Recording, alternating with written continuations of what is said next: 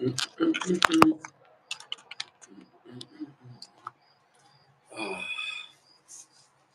what a lovely evening. We're here, you're here, refresh, 2 showers a day, change your socks, change your underwear, good quality soaps, eat prunes every day. Can't stress that enough. If you want to stay clean, stay fresh. I'm 40 years old, including the womb. I like to say that because my mother didn't have an abortion. So if there's a chance you could live or die, I'd say that time counts. People like not to count the time in the womb. Why? Because you might abort it. If you're in prison and you might get the death penalty, or you have the death penalty, or they might commute your sentence to life in prison, I'd say I'd count that time on death row. So if your mom is a Democrat, there's a good chance your first 9 months could be death row. I can't stress it enough. Why is that any different?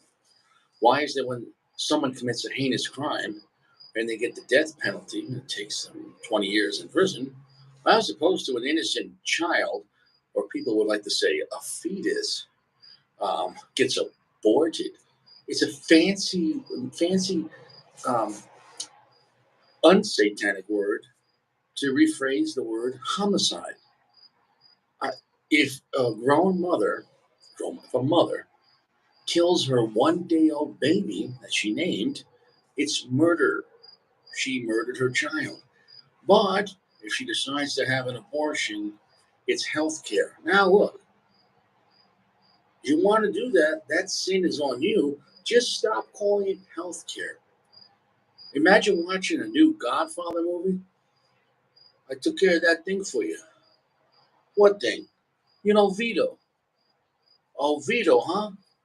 Yeah, I took Vito to the doctor, you know, for his health care. Oh, that's right. He had that operation, huh? Yeah, you could say it was a little late, but it was a late term operation. I'm all about that healthcare. The healthcare, right? Yeah. So he saw the doctor? He saw the doctor twice. He saw the doctor twice. And he went to the pharmacy. He went to the pharmacy. Yeah.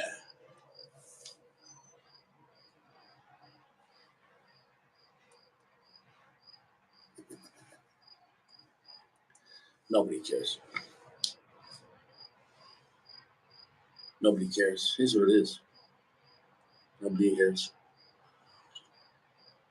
I can't stress it enough. Do you have healthcare? We're about to embark on a journey. This hasn't happened in a long time. What am I saying? A new Padron. It is new to the world. It's the most recent release as far as the family reserve, and it is new to me. I've never held one to yesterday. I've never smoked one at all. So I have zero idea how this is going to hit me. Now, being a Padron and being of their highest caliber, their family reserves, I can guess it's going to be strong, dark, heavy, spicy, but of absolute intensity and absolute quality, heaviness. Excuse me, I have a spider I have to kill. I don't like spiders. Oh, hey, spider, time to die. You're dead. Okay, see, I gave this spider health care. Health care.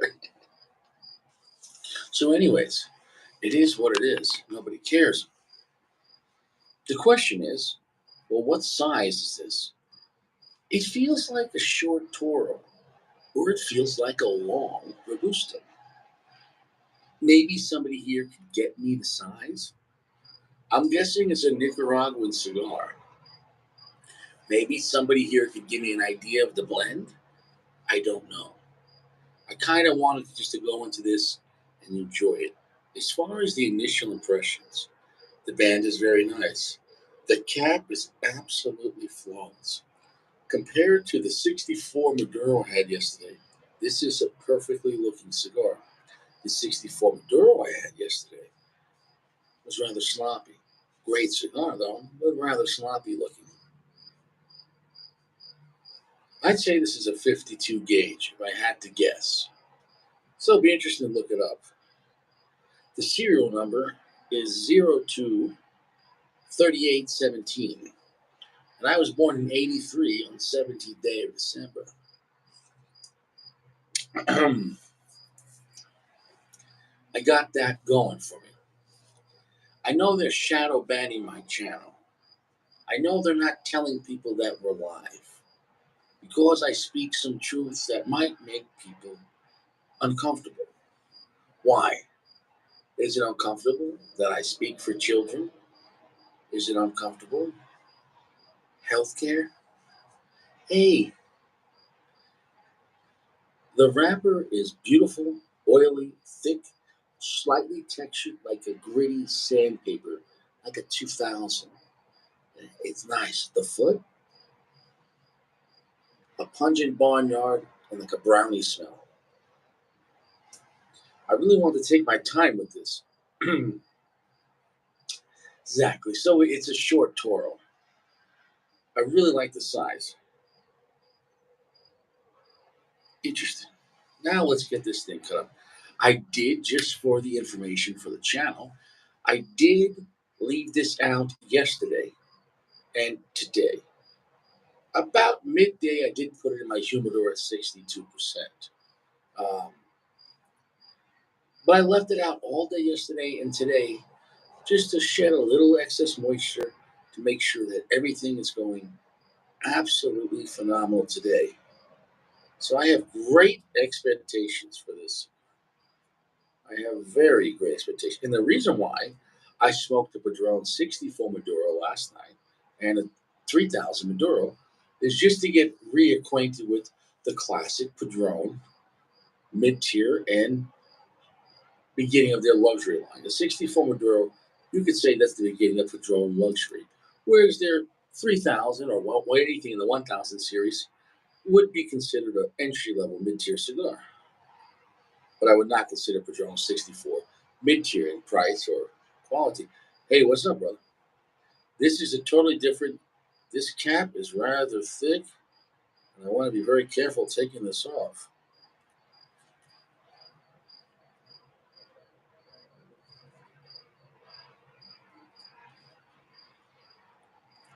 A rather thick wrapper.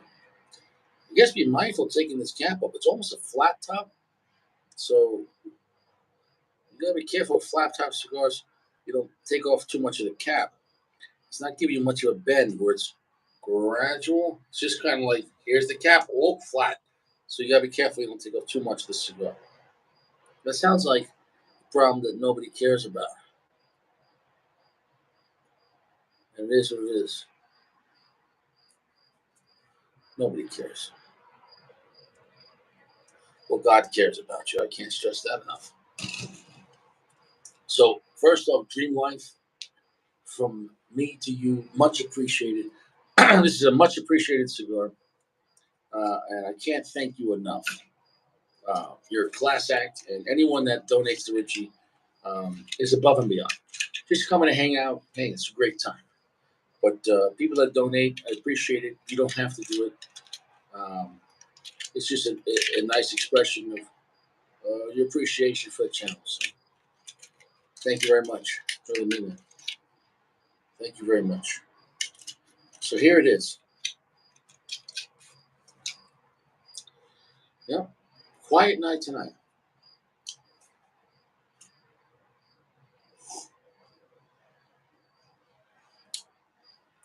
Quiet lounge. This might just be like a personal review, like no one's here. It is what it is. I don't understand how it's been happening with the algorithm, but it is what it is. Draw is flawless. You see with this cap, because I took off this, that's fine. That there was like a little ring around the cap that, and I was very careful. I only took off above the bend, but that little piece, that's fine.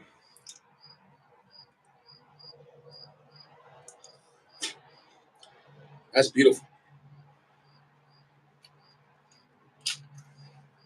So here we go, soft, gentle heat. We are lighting up our first new Padron. A Padron I haven't had ever.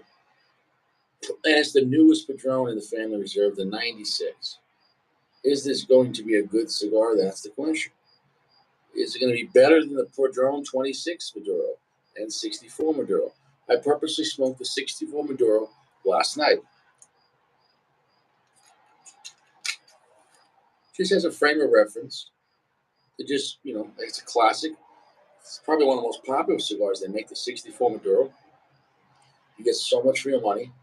It's a great cigar. Soft, gentle heat, I can't stress that enough. You can't rush perfection. Can't stress that enough. It's strong and pungent off the bat. Soft, gentle heat. Yeah, soft, gentle heat. Can't stress it enough. Can't stress it enough. Smells heavy. Here we go.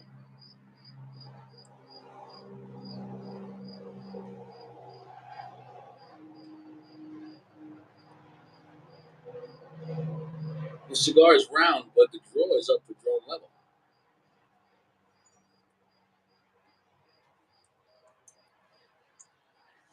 What do I mean if a draw is up Padron level? Padron is the kind of cigar you can smoke it slow and it will stay lit. But if you open up that bad boy, Padron will go as fast as an F-16 turbine engine. This thing will perform.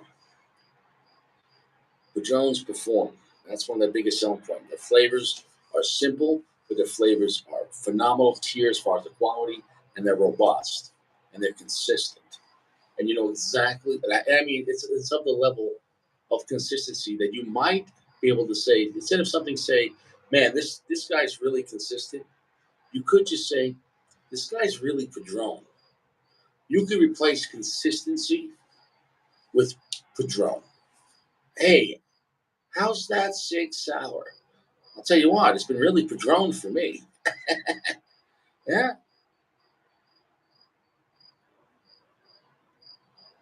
How's that new car?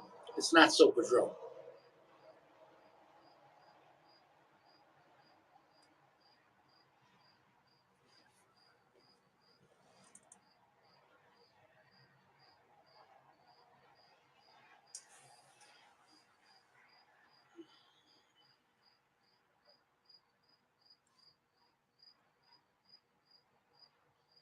Wow. Wow. Wow, wow, wow, wow. Wow. It's got a lot of character. It's as dark as I expected to it. 80% darkness. It's a dark cigar. Off the bat, medium to full. So it's strong off the bat, and it's a heavy, dark cigar. But it has rich sweetness, rich chocolate. I mean, rich chocolate, and rich figs. That's quite nice. Imagine a chocolate cake and eating a fig Newton. That's quite nice. Quite spicy on the black pepper. Finish is sticking. The finish is rather buttery and earthy.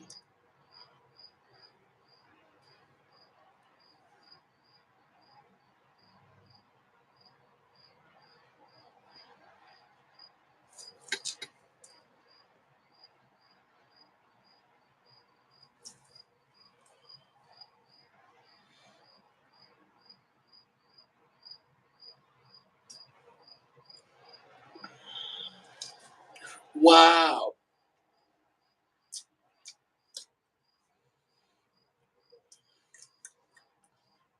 That is much more buttery and oily than I expected.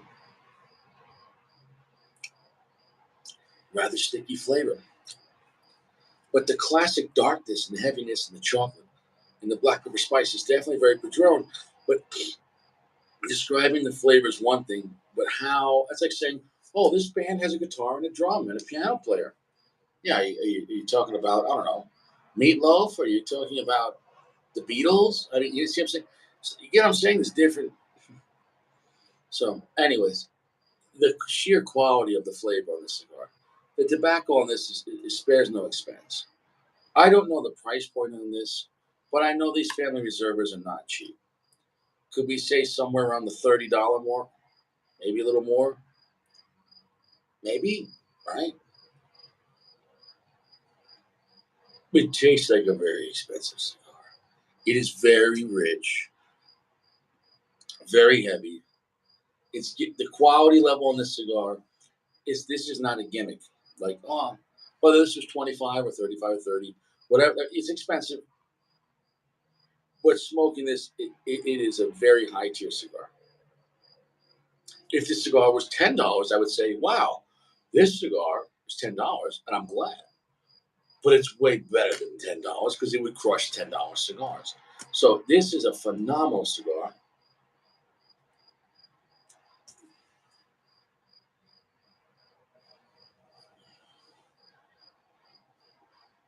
Phenomenal smoke output.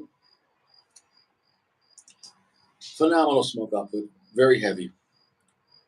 Lots of charred wood. So, when you're smoking this, it's not going to be something that notes that you can't figure out. That's what that's what people love about Padron. It's not exotic. It's Padron. Padron is like an Arnold action movie. It's formulaic. It's heavy. You know what to expect. It's fun. They're potent and they just work. You're not going to smoke a Padron and be like, is that cinnamon and sandalwood? Perhaps a salted cucumber and sea salt. You know what you're getting in. Padron is, Padron is what Padron is.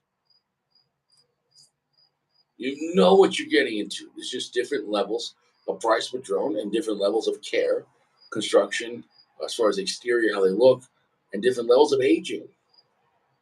More expensive tobacco.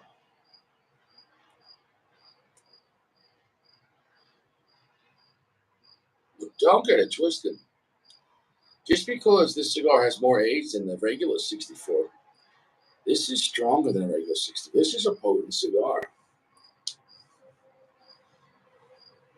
I'm not sure if they're using higher primings with this. I don't know the specifics.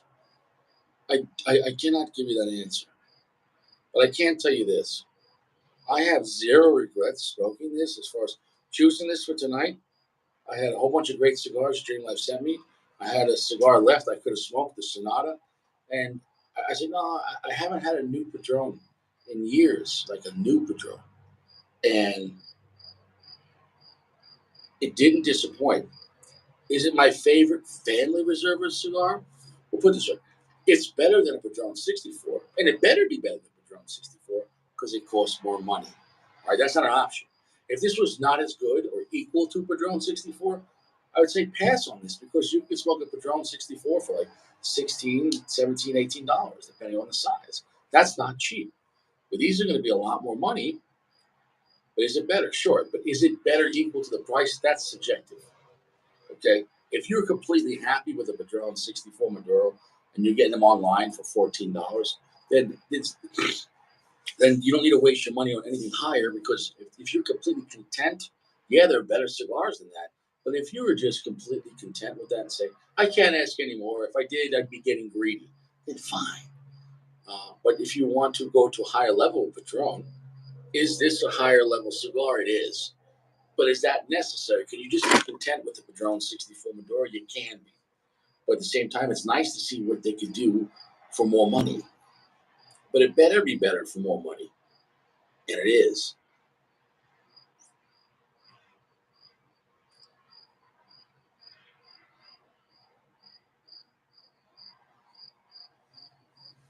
If you're looking for something totally different and strong, don't really come to Padron. Padron is reliable as that song, Give Me That Old Time Religion. Padron is a cigar that if you had one Padron, you've had them all. There's just different tiers of it.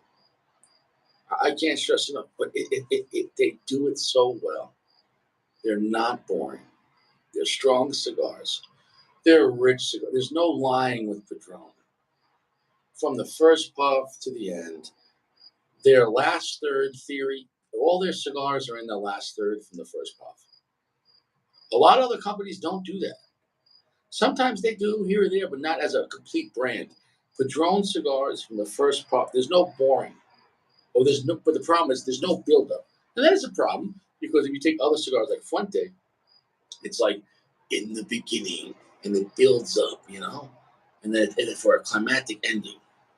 There's no climactic ending with Padron. There's a climactic beginning. Padron starts off high and then just stays high. So it plateaus right from the beginning.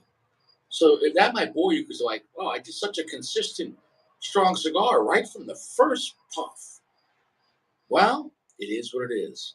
If you want to ride the lightning and have a powerful cigar, not saying simple that there's no complexity, but you know exactly, no matter, I don't care if it's Padron 6426, it's pretty much the same flavor, just one stronger and heavier, and the other one's more beautiful, a little more balanced with it, and a little less edgy. But Padron 64 and 26, you can smoke the 26 first, back to back, and you're going to just have, they, what's nice about Padron, you could smoke all the Padrons if you stay Maduro, or all the Padrons if you stay natural, and they will complement each other.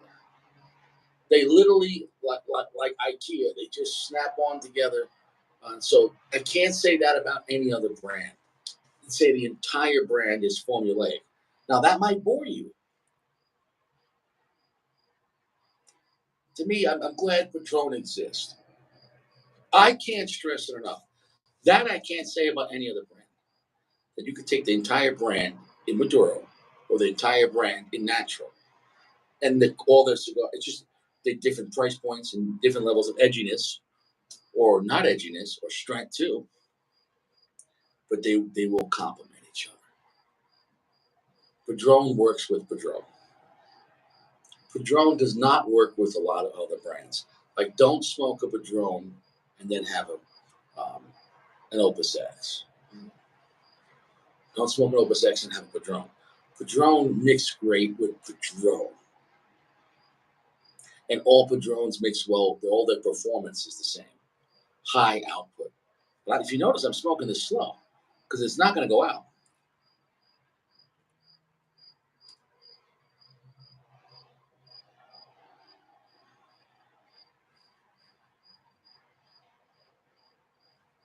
It's staying at a heavy medium to full. I'm holding that smoke. It is so rich. It is so chocolatey, very earthy. Tons of black pepper, slight red pepper.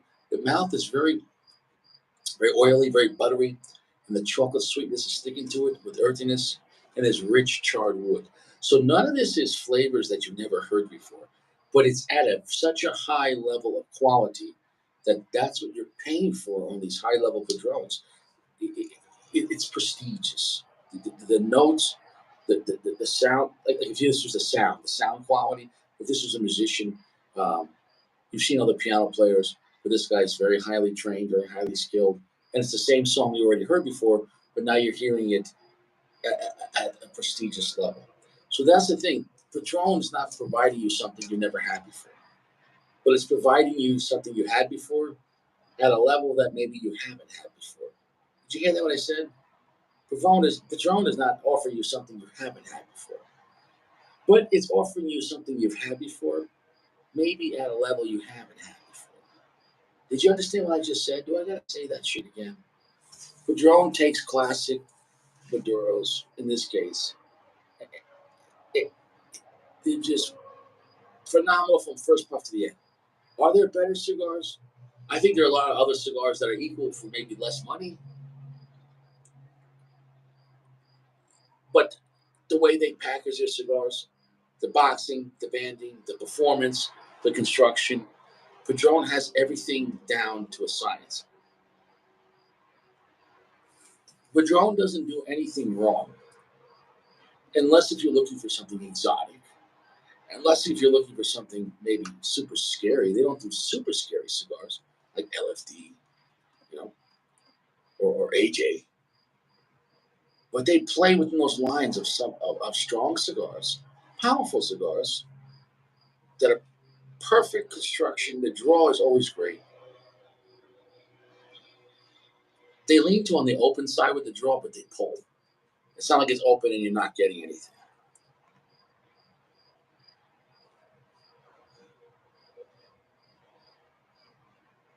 So I don't want to go into right now, is this my favorite Padron?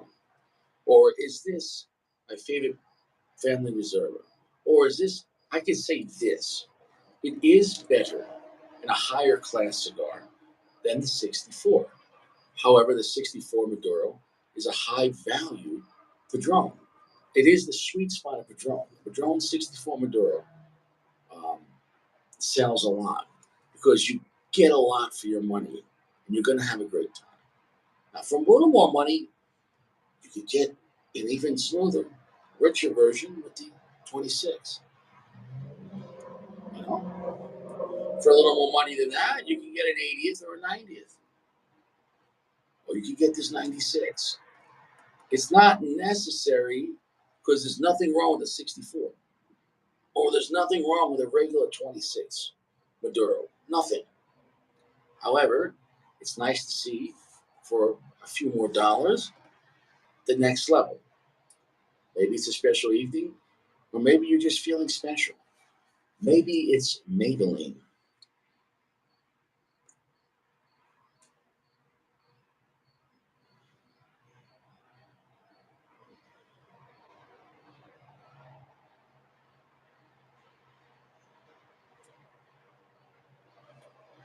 That's really nice.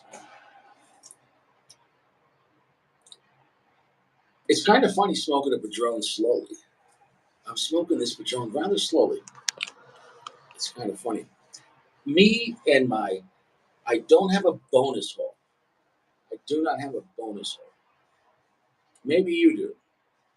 It's 2023. Do you know what your bonus hole is? I don't have a bonus hole. I thought a bonus hole is if you went to go play like putt putt golf. And like if you won, maybe, I don't know, or I don't know, you got a bonus game or some bonus hole. It is what it is. People in their bonus holes.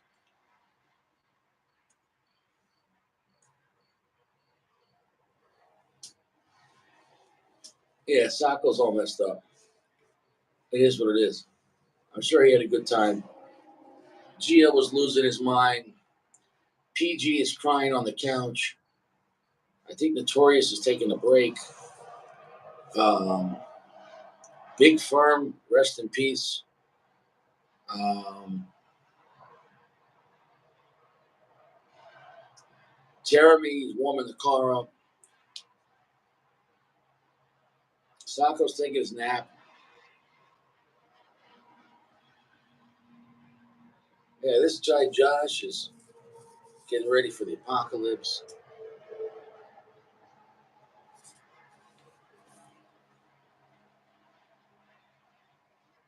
It is what it is. It is what it is. I don't know. What's up, Sean? How's your boss? How's your boss? We're smoking this high-end Padron, a Padron 96 Maduro, a phenomenal cigar, a gift from Dream Life. Is this a great cigar? It is. Does this cigar live up to the Family Reserve name? It does. Is it better? Is it? Nobody's seen Rich. He did Bobby Lupo. I don't know. Is this better than the regular 64 Maduro? It is. It is. But it's not like the 64 is bad. So let's when I say something's better. So it is what it is. Um, it's phenomenal.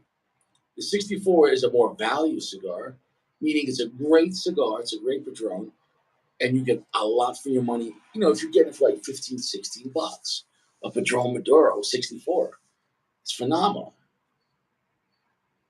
But the 64 Maduro, the regular, is definitely more edgier than this. And I'm not saying like the 64 Maduro is like some dirty cigar completely. No, it's definitely got raw power to it. This is definitely more refined, but it costs a lot more money, so it should be.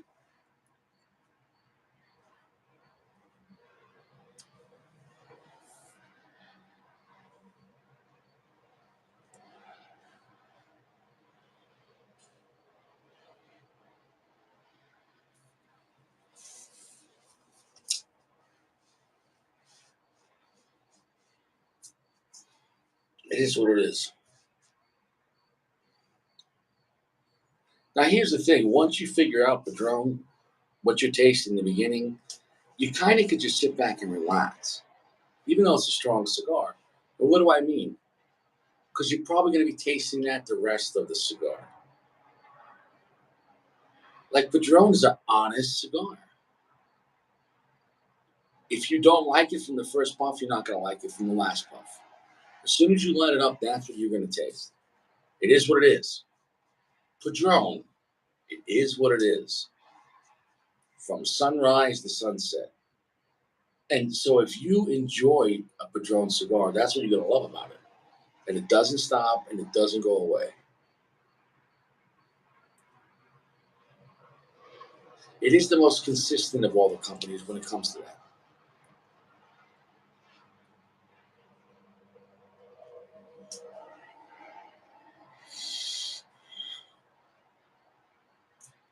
Hey, PG, man, my favorite guy here, PG 13. Where have you been, PG?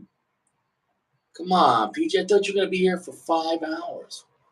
I'm only smoking one cigar tonight.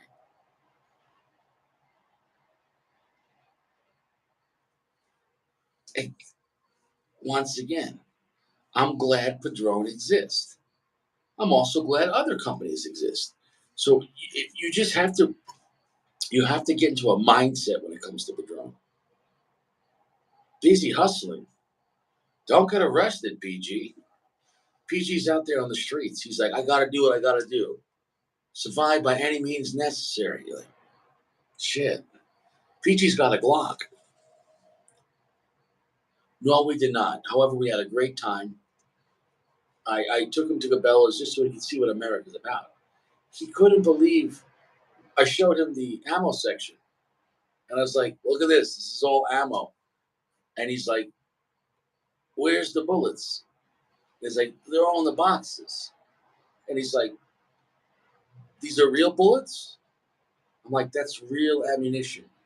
And looks around, he's like, it's he's like, it's just out? I'm like, it's out. It's a store. He's like, this is out like milk or soap. You just buy it? I'm like, yeah, this is America. He's like, there's no police here? I'm like, no, this is America.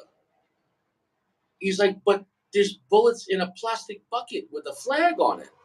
I'm like, it's America. He's like, they give you bucket? I'm like, they give you bucket. He's like, you get a bucket? I'm like, you get a bucket. He's like, what's this? I'm like, oh, that's like 1,000 rounds of ammo in a box. 1,000 rounds. Every time he's like, this is okay? Like, this is America. He was the first time he'd been to a gun store in his life. And he's just like, this is America. He's like, I'm going to be citizen soon. He's like, I can buy this when I'm citizen. I'm like, yeah, wait till you're a citizen. And once you're a citizen, then you can fill out a background check and you can have one legally. And he's just like, I can't wait for citizen. He just couldn't believe it. I can't wait. He can't wait to become American. Because he has his paperwork in. He's maybe a few months out. He's so excited. He can't believe it. He just couldn't believe it. And then I was showing him all the different types of ammunition. He's like, how come some of this ammunition, has this? Or like, why does it look like that? Or why is it? And I'm explaining the different things and bonded and non-bonded and standard and plus P and nickel plating and brass, brass casing, etc., steel casing, etc. And he just couldn't believe all the different ways. He's like, well, why do you need all these different things? What's a regular book? I'm like, well, it's a full metal jacket. And he's like, well, what do they use in war? I'm like, well, they use full metal jacket. He's like, he just couldn't understand all the different ideas and concepts. Um, It was mind blowing for him. We were there about 30 minutes and we had to leave because it was like it was an overload. It was an overload. It was an overload. That's fine. Yeah,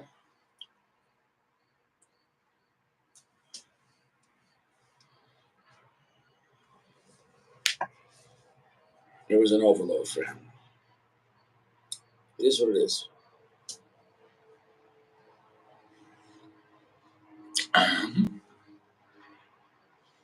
It is what it is. You should take it to the scope stuff. Yeah, he's very excited. It's these are things that a lot of people take for granted. Being a free American citizen.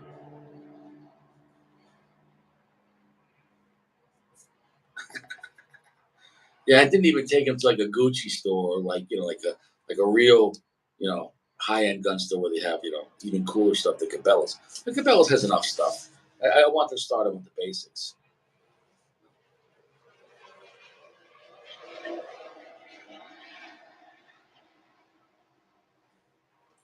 America is an idea that, as long as it's in the hearts and minds of its fellow citizens, you know, they're trying to change that. We'll see. But yeah, an absolutely delicious cigar.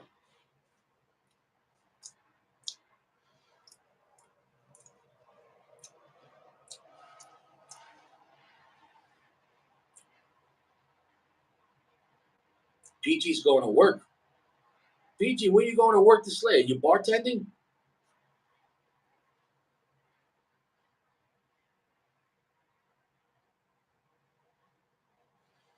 You're right, but you're forgetting about everything's planned in this world.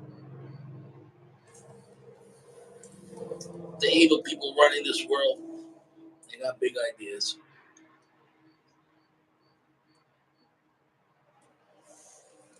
No, we didn't have the time to. We hung out for 6 hours, but it just didn't work out that way. It didn't work out that way. It didn't work out that way. 'Cause then we had to pick up him and his missus. I'm sorry. We had to pick up my missus and his missus because they went to a bar. We dropped them off. We went out to Cabela's just to show them what America was about. And yeah, it was nothing crazy. And then who cares, right?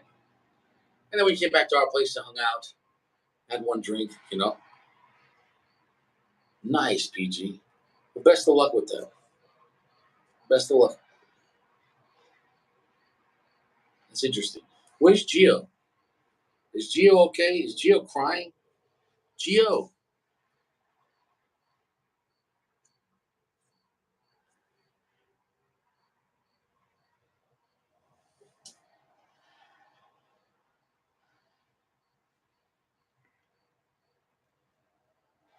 I will say this. I will say this. This is still a strong cigar. It's still a heavy medium to full. But because of the age, it's feeling now a little smoother than I thought it would be.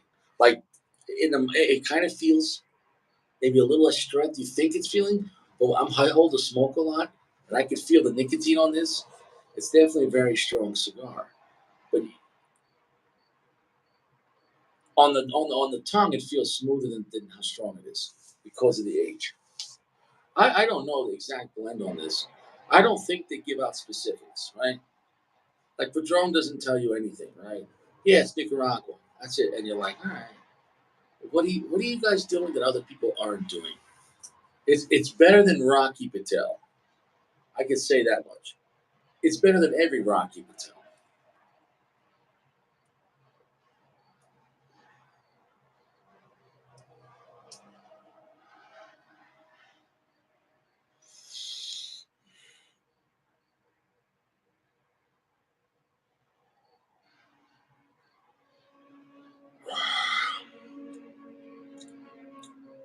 Yeah, so if you love black pepper, earth, chocolate, charred wood, and some red pepper with the oily, buttery finish. That sticks. You're gonna love this cigar. It feels like a very high end cigar because it is. So it's in reality, I don't know how much different it is than a regular 64 as far as the blend, but obviously it has more age than it, and you can tell that. But is this a higher priming? Because it's still stronger than a regular Padron 64 Maduro, but yet it has more age. So how does that happen? Are they starting off with stronger, thicker leaves and then just letting it age? I don't know how long do the family reservers age for? Is it always 10 years? Is that just for the wrapper? I don't know how that works. Also, I know nothing about Padron and their post-roll aging. I don't know if after they roll this cigar, it gets 6 months. Does it get a year? Does it get 2 years? I know it's not getting 5 years. Um, they're not doing database stuff, but it is what it is.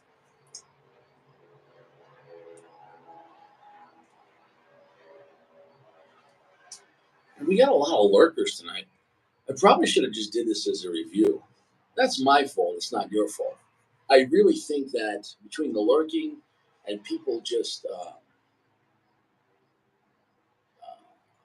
not getting notifications, it's becoming a problem. So it's my fault. So I would say this: probably expect more videos in the future, because not that this is a drag, but if I'm just gonna be here by myself, um, I'd rather just do a video where I could take breaks, chill out, and listen to Bob Dylan. Because I really can't talk about this cigar anymore, because I'm not saying it's not a great cigar. It is. I say this cigar is a solid.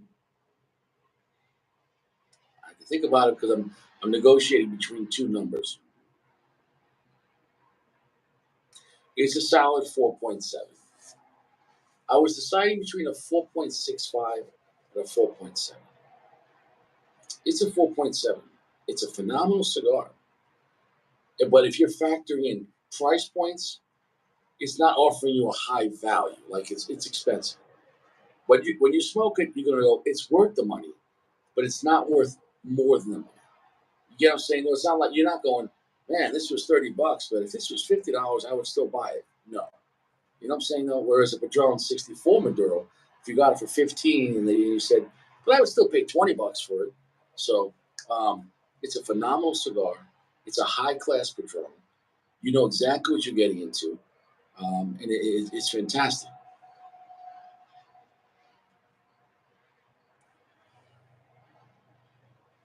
Yeah, Gio ruined the show last night.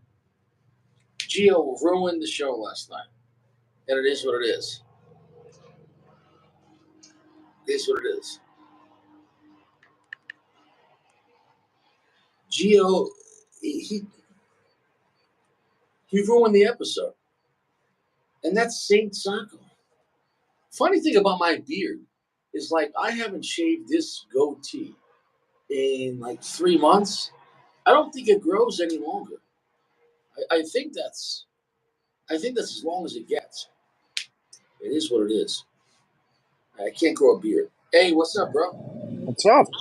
Man, you are Mr. High Tech there with the headphones and everything. How you doing? Good. I'm Uh, not lurking. I'm just enjoying my cigar while watching it. no, I get it.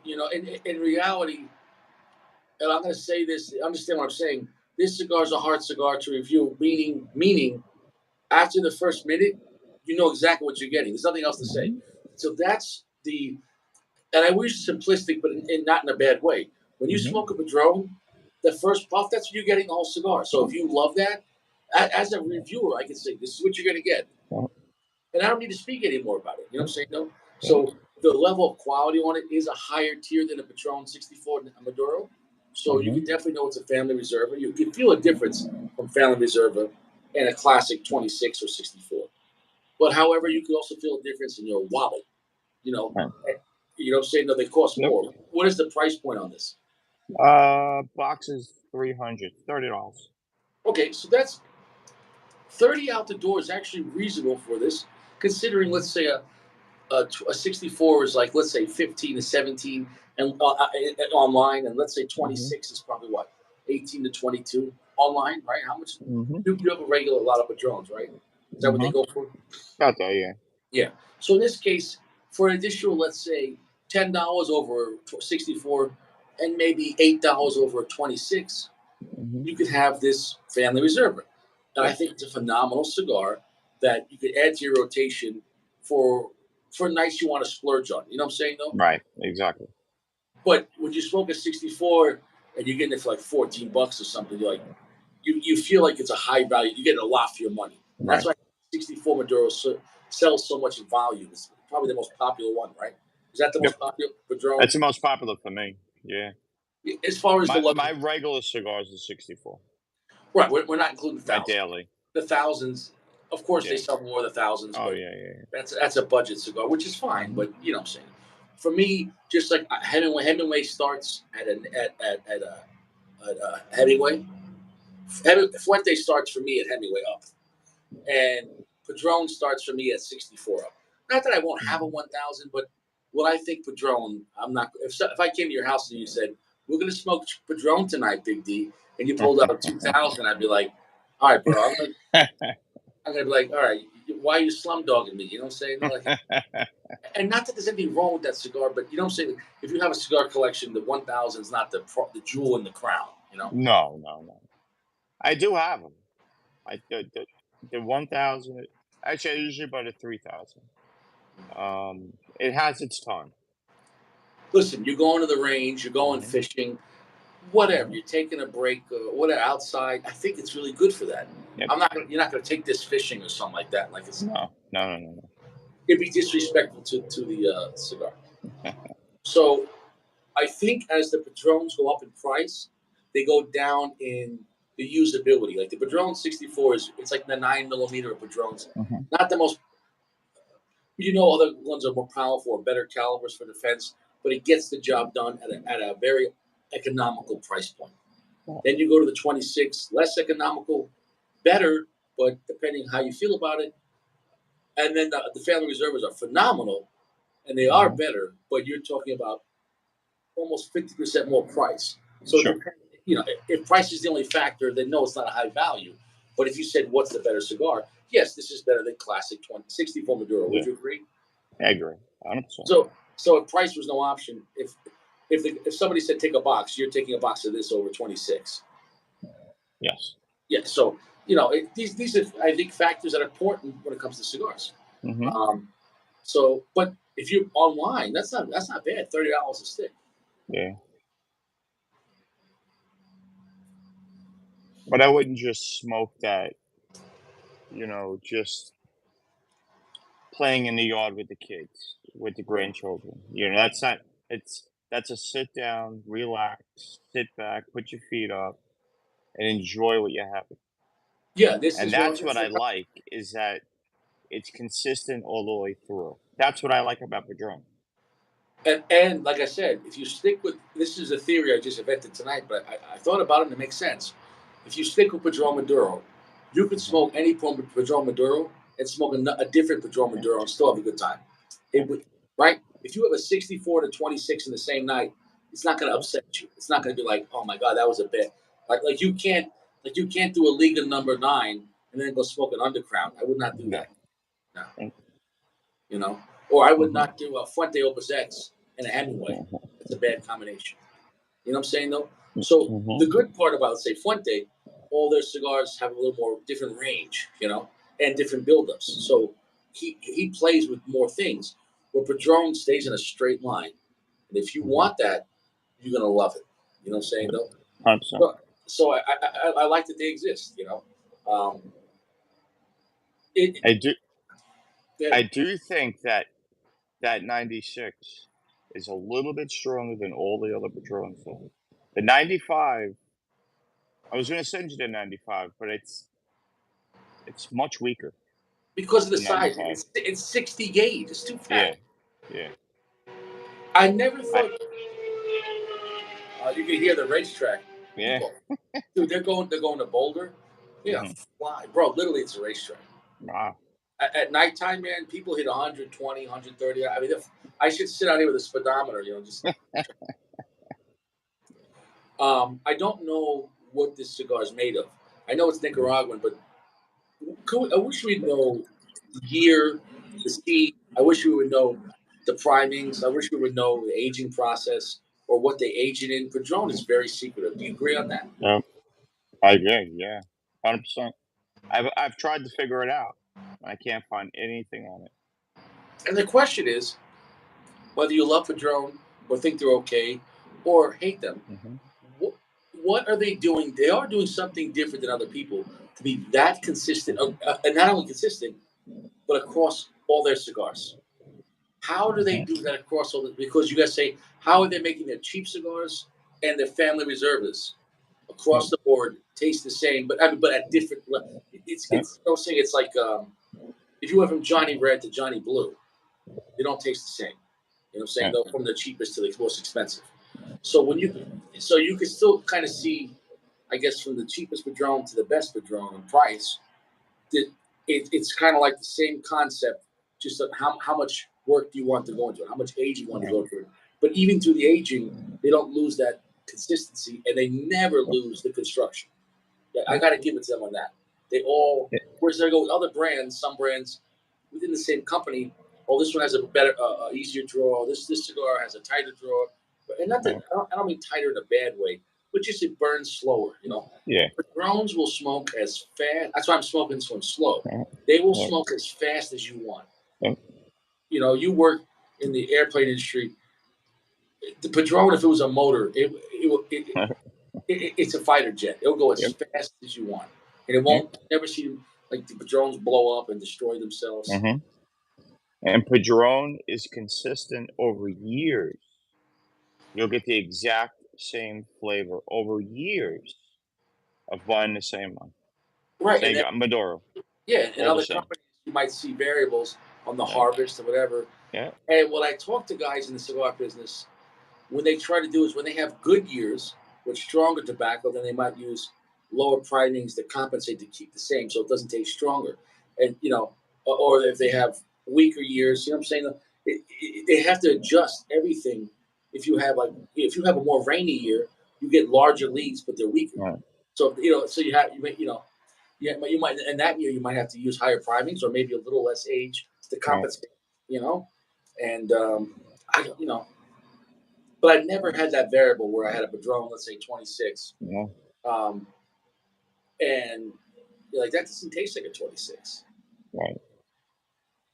and the moisture doesn't seem to affect it. No. Obviously, No. Not at I all. still like the dry box, Hmm. but I've had Padrones. I've never had a Padron at a lounge and still Hmm. said, "Well, that didn't work," or "It didn't taste like a Padron." Hmm. Where every other cigar, people are like, "Oh, that Hemingway or that Opus was better with 2 days of dry box, way better," Hmm. because those don't have the same loose pack like a Padron. And when I say loose pack, I'm not being disrespectful. Like it's not Yeah. enough tobacco, but the Padron has just, particularly like an AK-47, it has just enough loose tolerances. It's going to be reliable in any situation. But yet it's Hmm. still reliable and it's still accurate enough. But what it does, it just doesn't stop. Padron, that's a huge factor. You got to give it to him for that. That was a design. So I think Padron Hmm. was a genius in that design that they worked Hmm. because he was living down in Miami, right? That's a humid place. So I'm sure he had cigars that didn't work in a moist. You could probably still smoke this in the Dominican Republic and it's going to work. I have smoked thousands of Padrones, mostly 64. I have never ever had a bad draw. They're Yes, all the same. yeah. Never. So it's almost Padrones. I can almost say they don't need a dry box. Yeah. However, I still think they're better with the dry box, but it's I do not too. necessary to work. I dry box everything. Yeah. I have a week's worth of cigars, and I dry box them for the week, no And matter you what it is. I think it's a smart idea. You plan for what you want. Um, but it's nice knowing if you're at a lounge and you're like, oh shit, I'm gonna smoke it right here or right now outside. If you go Padron, at least you know it's gonna work. Yes. Whereas other 100%. cigars, you might. That's why I like to find out what they just got in Hmm. because like a lot of shops, if you know them and you were there last week and or 2 weeks ago, oh it's been here one day, it's gonna be fine. But some cigars, even after a month in a lounge, they get too moist. Right. Yeah, and the Opus, I will not smoke in the lounge. I always find them too tight of a draw. No fun. I agree with you on that. They have a Yeah. fuller pack, Yep. and yeah, and if the way they roll them, if those are wet, Yep. they're phenomenal when you dry box them or to get, Yeah. like give them a few days. Yeah. Um, All my Opus sit in my humidor for at least 2 or 3 months before I smoke them. yeah. So what's your favorite Padron? You're saying it's always the 64, not the 26? I like the 64. I like the Diplomatica. Okay. And what size is It's that? it it is I don't know the exact size, but it's gotta be somewhere around 50, 52, and it's huge, like 7.5. That sounds nice. It's big. But what do they charge for that online? I don't even know. I have about 5 or 6 boxes. I don't know what I paid for. I Interesting. really I, don't I know. I know they gouge those on when you go to a store. And at a Right. store, the longer Padrones, I don't care if it's. I don't think they make a 26 at 7 inches, right? I've never seen it, no. But I know they make a 64 big one. You're right on that. Yeah. Is that called the Class A or something like that, or the one? What's the big one?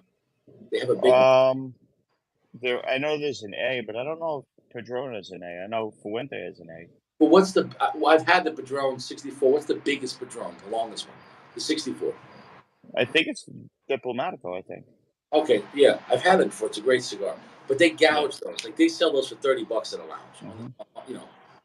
The longer Padrones they charge a lot. That I do know. You get no deal on those. I mean, you get no deal on Padron at all in a lounge. But Right. it's like the price could jump $10 just because it's a Churchill size. Yeah. Um, yeah, Let's see. online. That's not a bad price though. You're getting what sub $20 on the 64, like $15. Yeah. Yeah, I get really good deals. Oh, I have a friend that has a shop, so I get a lot of them really cheap. What shop is that? Cigar and pipes Where's that? up in Buffalo. Oh, Buffalo. Okay, so you get a good deal. Yeah, and they're on a reservation. Oh wow. So you go up there, or he just ships to you? Not a shipping to me.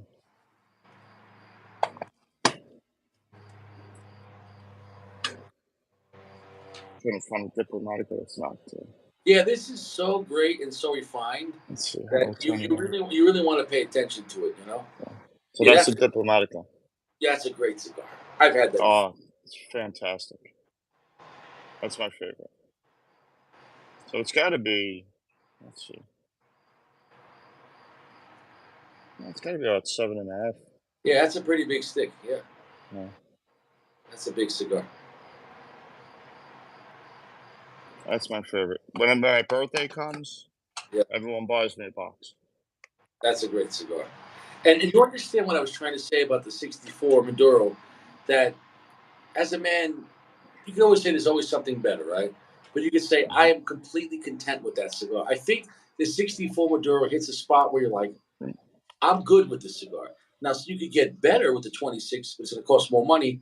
But you got to Right. say, if you say, there's nothing wrong with this, so unlike other brands, like if you said, well, what would you rather have, a Hemingway signature, or an Anejo or an Opus? You're like, I'm gonna have the Opus. But it's not like it's not like when you go to the 64, you feel like you feel sad you didn't have a 26. The 20, you know what I'm saying? Even though 26 I think is a little better, you're Right. still completely content, like with the 64 in the Padron lineup. If you're comparing just the Padrones, like it almost does everything you want out of the Padron.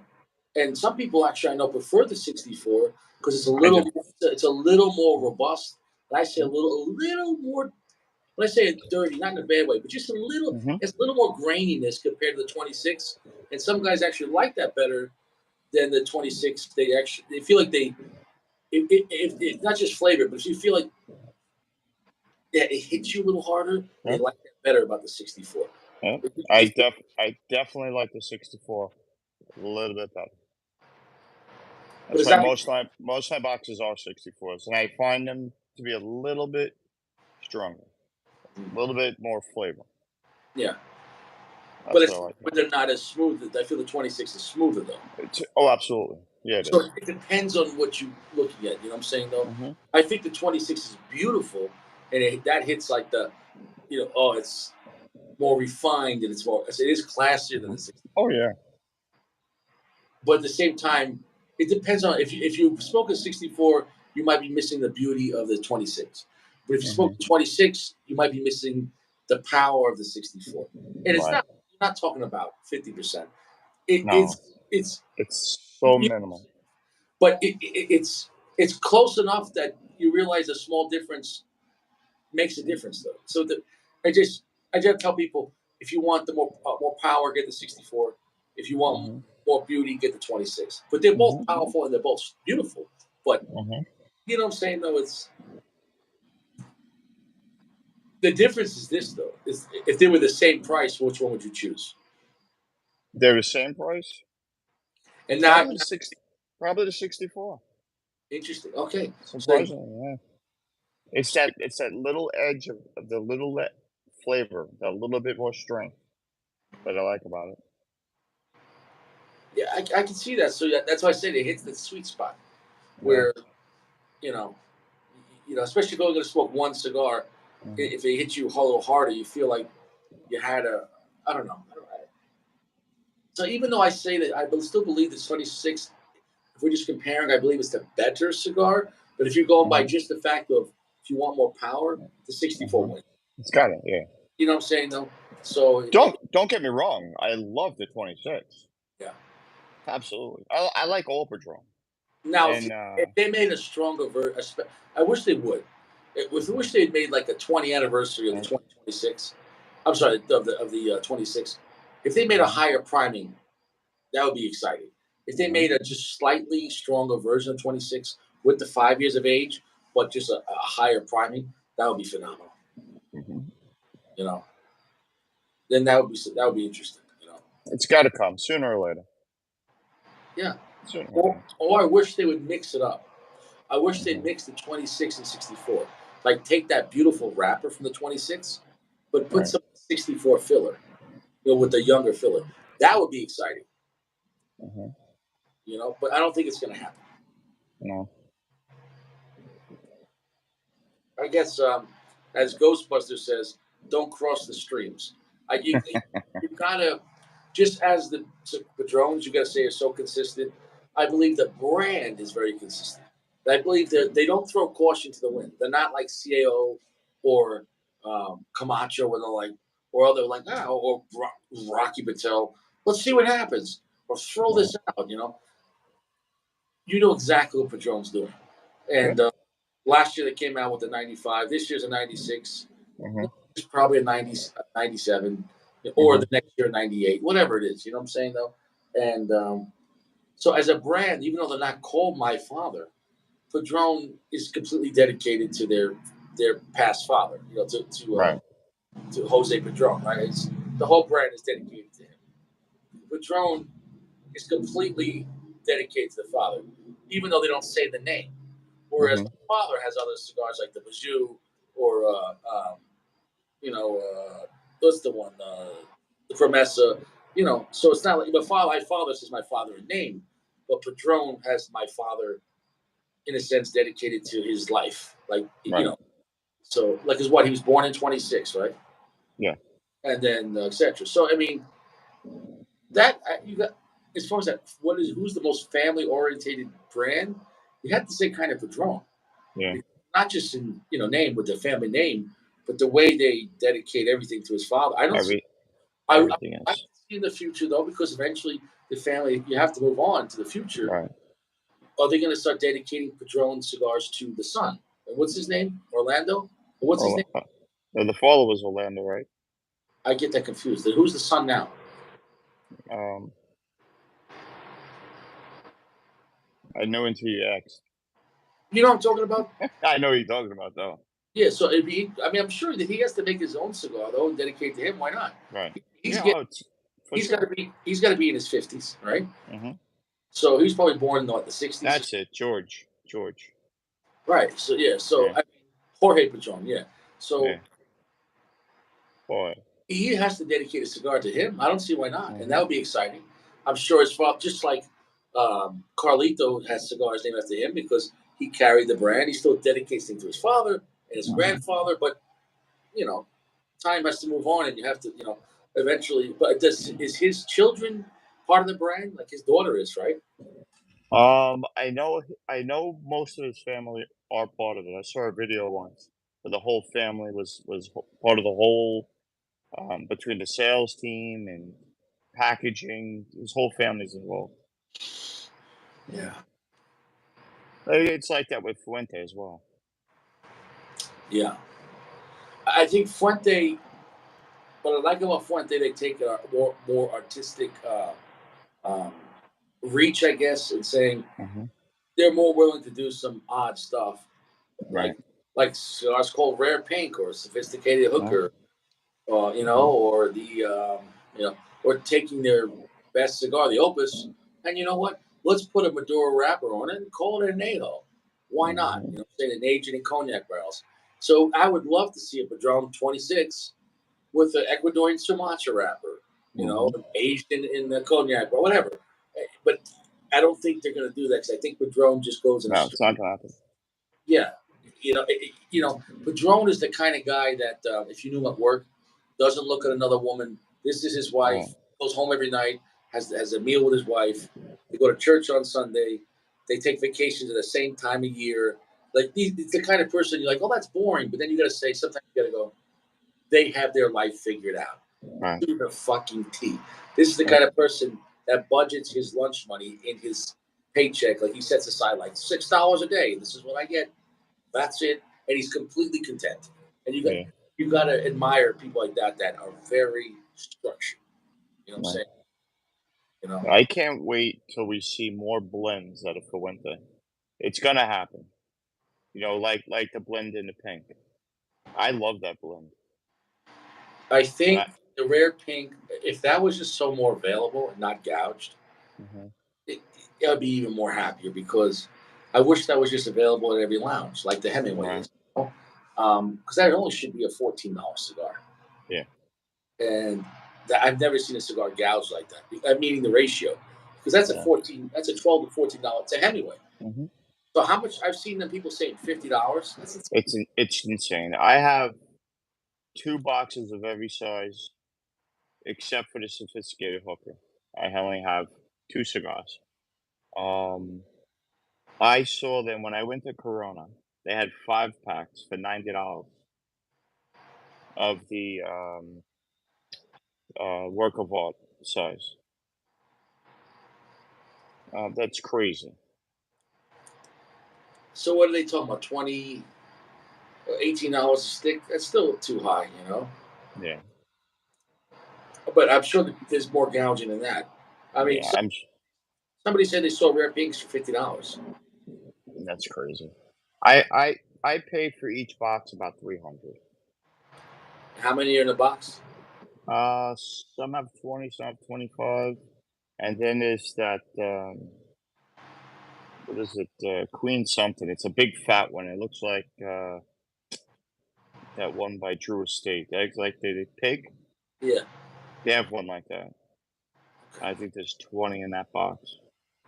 I'm not so fond of that one. It will be interesting.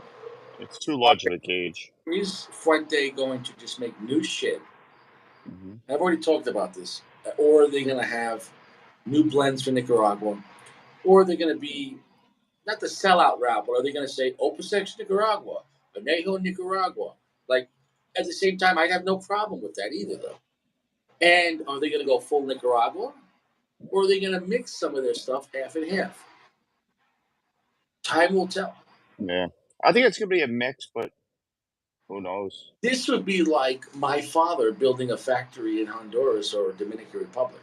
Right. You gotta say, wow, they're going to be doing some different stuff, going against the grain. And I have no problem with it because there's only so much. Whether you let's say you like my LFD, there's only Right. so much to do sticking with the Dominican factory and mostly Dominican tobacco, which is no problem. But you always nobody really does that except like General. General has Right. different brands, so they have Honduras. Nicaragua, and Dominican factories. So it'll be really interesting to see what they're going to do. Are they going to make? Are they going to try to go after Padron on the high end side? You know, Hmm. or I don't know.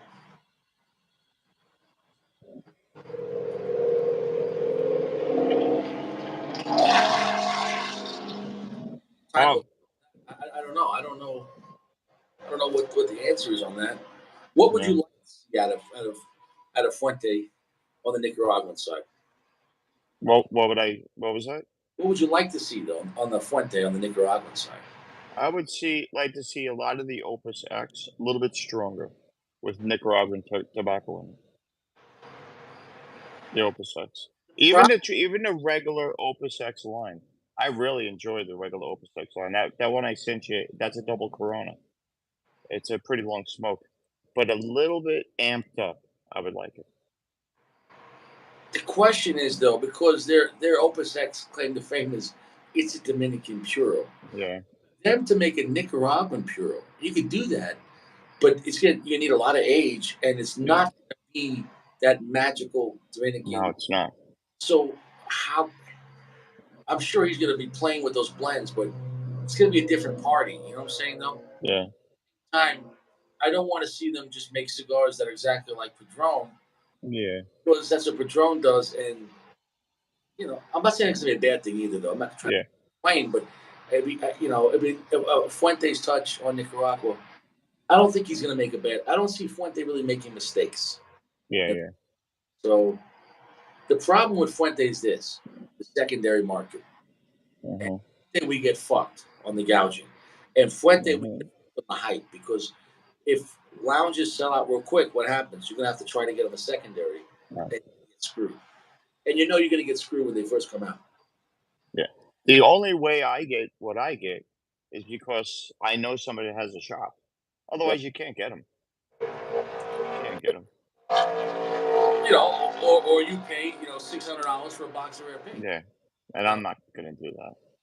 yeah, I would be. This is what I'm most excited for, and this is not going to sound exciting, but I'm most excited to see what they do to their mid-tier lineup in Nicaragua because I don't Right. like tier Fuentes.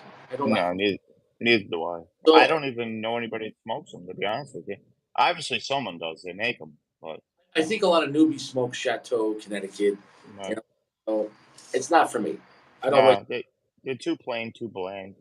There's So imagine nothing going on. imagine Chateau, Nicaragua, eight nine Hmm. dollar, rustic Maduros, that would be pretty interesting, Hmm. to see like a Padron 1000 series, but on the Fuente side, that would be exciting, you know, Yeah, that would be cool. you know, I would like that, Right. you know. Are they going to also keep it mostly puro? That's the question. And the question is, how long is it going to take for them to get started? You told me Yes. Opus X. What was he talking about? 8, 10 years of aging. How long is that going to take Uh, to make a high end cigar? mhm. But how? I know they're building a factory there now, but they've had farms there for a while now, haven't they? Yeah, right. Because when you first release a cigar, let's say if their tobacco is aged 5 years, Yeah, and then 1 to 2 years post roll, that's 7 years. yeah, So you hope that they've been growing tobacco. Because you're right. Because if they're building a factory, they, you can't say now we should start growing tobacco. That could be 3, 4 years right. with Yeah, aging. from what I understand, they've been growing tobacco for 5 to 7 years already. Well, they have to because how they get tobacco for the rare pinks. You're right on that. Yeah, that's true. That's true. I think That's though true. the problem is then shipping that tobacco from Nicaragua to the Dominican Republic. All that shipping, besides cost, Mm, you run into issues of damage or lost product because mhm. if you're talking about shipping all that tobacco and when it gets there, if anything is damaged or not aged properly, I don't know how long it takes to ship. I don't have an answer, but I know you can't just drive that tobacco from Nicaragua to the Republic because it's not possible. So No, no. Well, everyone else is coming out with fantastic blends this year, so I'm alright with that too. yeah, this year, bro. And first off, thank you for the gift, man. I mean, It was Oh, a absolutely. really, really nice high end selection. I really appreciate that. I mean, I don't expect nothing from anyone, so it was a very nice gesture, man. And your boxing, that was boxing. That thing could survive an apocalypse. I mean, that box, Hmm. is that how you ship stuff? Well, actually, I ship a little tighter than that. Because we're shipping 20, 30,000 dollar components, and they're going on an aircraft, so we have to. Hmm, interesting. Yeah, Did you I ever, would like. I can't wait to smoke. 'Cause I don't think you've had one that shark. I know you've had that cigar, but I don't think you've had it in a shark in a 77 roll. which shark did you send me? Did Singlo? The Destino, right? Destino, yeah. I've I had don't. I've had the Opus X shark. I've had Mhm, I've had the Anejo shark. I've had the Don Carlos shark. mhm. I know I've had the Destino. I don't think you've had you because that box was only available at the PCA show for vendors that purchased a certain amount of tobacco, cigars, and they were able to get one box, And you and bought, I got the box. and what do those go for a stick? I have no idea. I've never found them online for sale. Well, how'd What you did buy? I? Oh, How much? what did I pay for it? I paid 700 for a box. How many cigars? I 16. think it's I think it's 25 in a box. No, it's a pretty big box. Oh, that's a big amount. Okay, so Yeah, it's a big box. you still paid a good amount of money, almost 25, $27 a stick. Yeah. That's still, but that seems reasonable for that cigar and that Mhm. size. Have you smoked a lot of them? I've smoked maybe 4 or 5. I I was think it's fantastic. I was surprised how dark that wrapper was compared to Mhm. the regular. Mm. Right. So is that a higher priming or just more fermentation or what is it? I feel that it was a stronger cigar. I don't know anything about the blend or the making of it, but it was definitely than the regular ones. It's definitely has more flavor and a little amped up a little bit, Hmm, in my opinion. interesting. Yeah, Yeah. I'm going to have to do those Opus X's back to back, and I want to just do them in a review because Alright. those are complex in the Padron. Like Padron, like I said, I'm getting the same exact flavors, and it's Oh, fantastic. sure. But there's no like, oh, now I'm getting butterscotch, the Right. charred, like everything, the black pepper, the earth, slight red pepper, earth. I already said earth, and tons of charred wood. It's a buttery. The finish is really nice on this. They don't get in the regular. Mhm.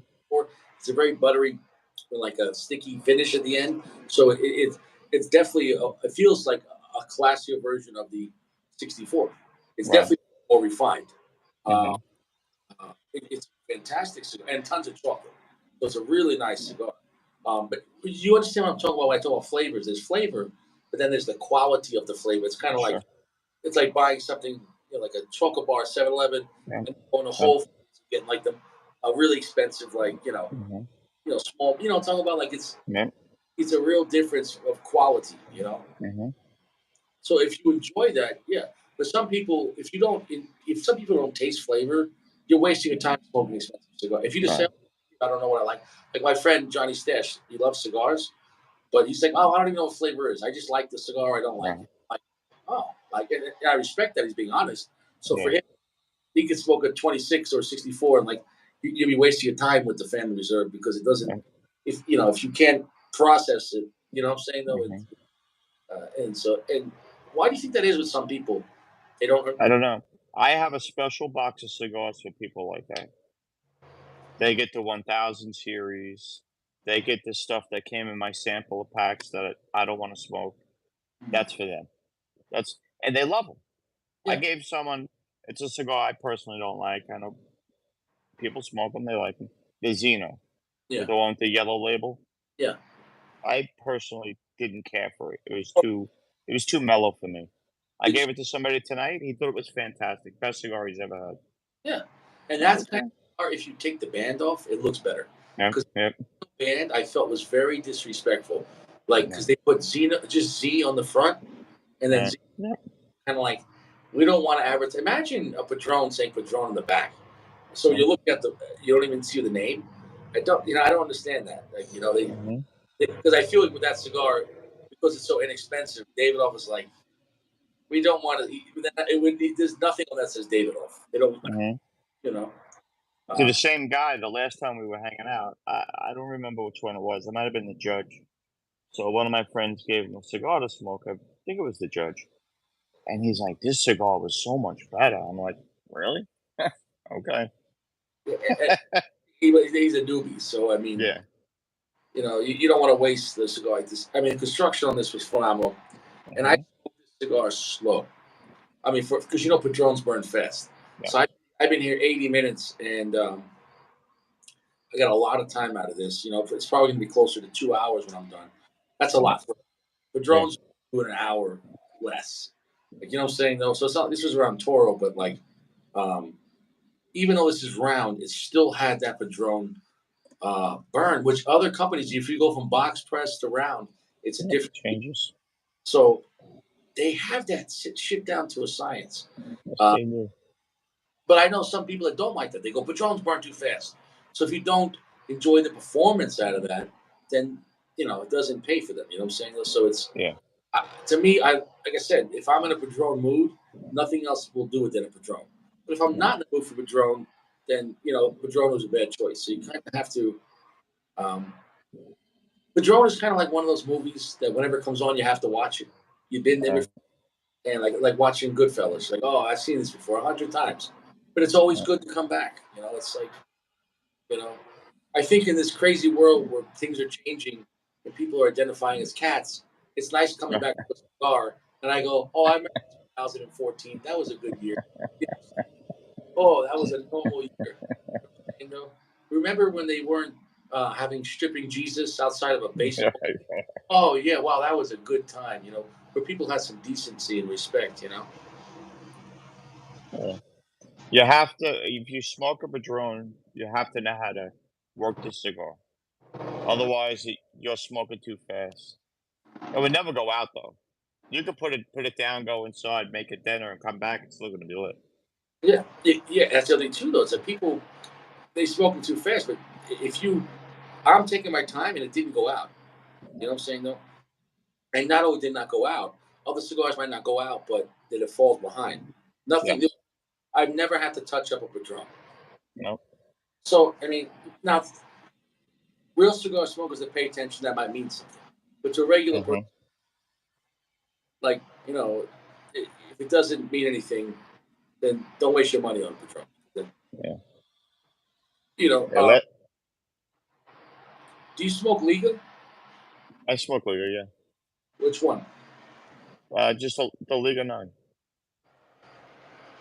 I'll be honest. If I was going to buy a box, I would never buy a 52. I would take the 9. Hmm. I'm not. I'm not. The 52 is not bad, but I Right. would never take a 52 over a 9 ever. The first I smoked so many nines when it first came out, and then one day the store was out of the 9, and so I said, "Oh, let me try the 52," and I was like, "It wasn't bad," but I would never. I felt gypped because it was the same price, and I was like, "I would Right.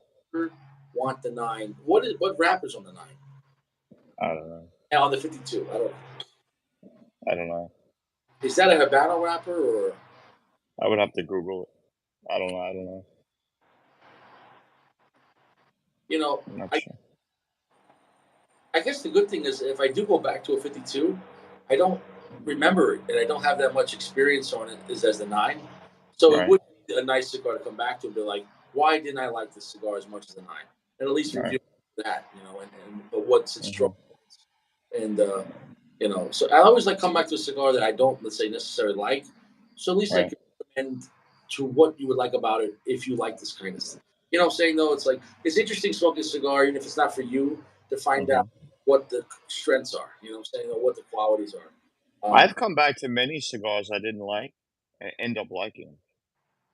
Mhm. I don't know if it's because they rest in my humidor for another year or what it is, but I take a liking to it. Interesting. It's weird. What cigars do you have you regret buying, I regret buying. or in the past in general?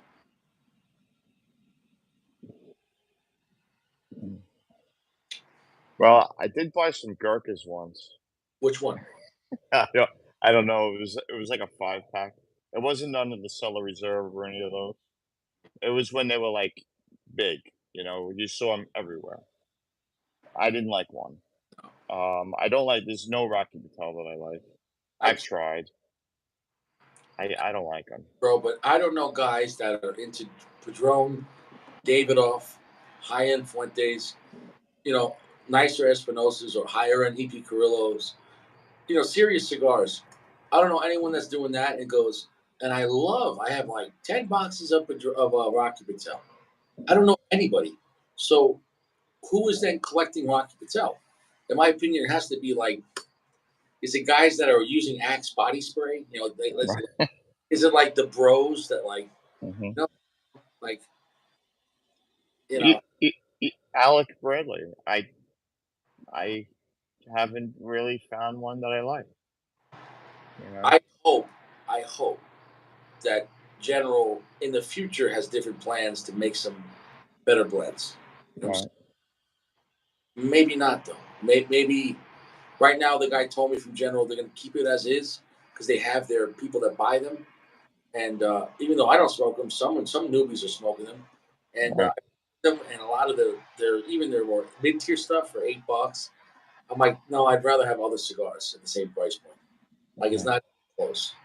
Like, and then even the higher end stuff, the Prensado is not as good as it used to be. When the Prensado first came out, that was a serious cigar, and Right. it doesn't taste the same. Yeah. A lot of people tell me that. I'm Because trying to think of what I bought. I didn't that I regret. Oh, you know what? When I first really started getting into cigars, I bought a lot of the AJ Fernandez, many different of his blends, and I didn't ended up not liking them. I didn't like the Diesel line either. the original Diesel line, they The suck. original, yeah, they were horrible. I They're gave good them for all a away. budget cigar for $2 a piece for a budget. Yeah, That's fine. Who cares? You're getting a Diesel uncut Connecticut. Who cares? It's $2. You get bundles of 10 for 20. But the newer ones are much better quality. I'm not saying they're high end, but they're good mid tier for very affordable. right. Uh, like the Grappa. The Grappa was a serious cigar, a lot of potency, really nice. $5 for $5, fuck, you Yeah, can't beat. really. You know, But if they start making it with that one higher end diesel, which is around $15, that was phenomenal. But the problem is they're punching way. It's a better cigar. It's the best diesel, but it's a small batch. It's not going to change anything because when you go from making affordable, decent mid tier stuff for like $5-6, then you jump Hmm. to like high end mid tier. That's not what you're known for. So you kind of lost your base. You know what I'm saying? Right. And it's kind of like if you had like a guy making romance movies, and all of a sudden, like coming this summer, the most Right. violent action movie in the world, starring Ralph Fiennes or some other I don't know, like a comedian guy, like I don't it doesn't really work too well. Right. Um, I'm gonna drop this ash. Let's see the ash test on this, and then I'm gonna give you my other theory about Alec Bradley, and I want you to listen to this theory and let me know what you think about him. Here we go.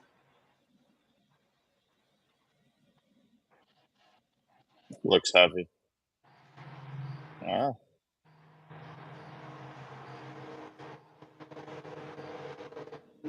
It's impressive. Yeah.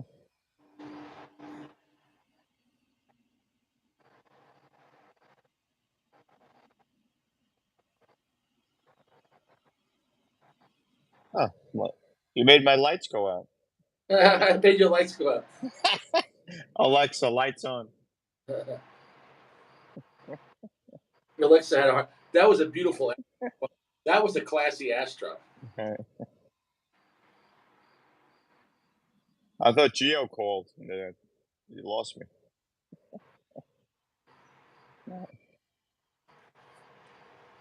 Now, My only issue, before you forget what you're gonna say, my only issue with Padron is getting the damn label off.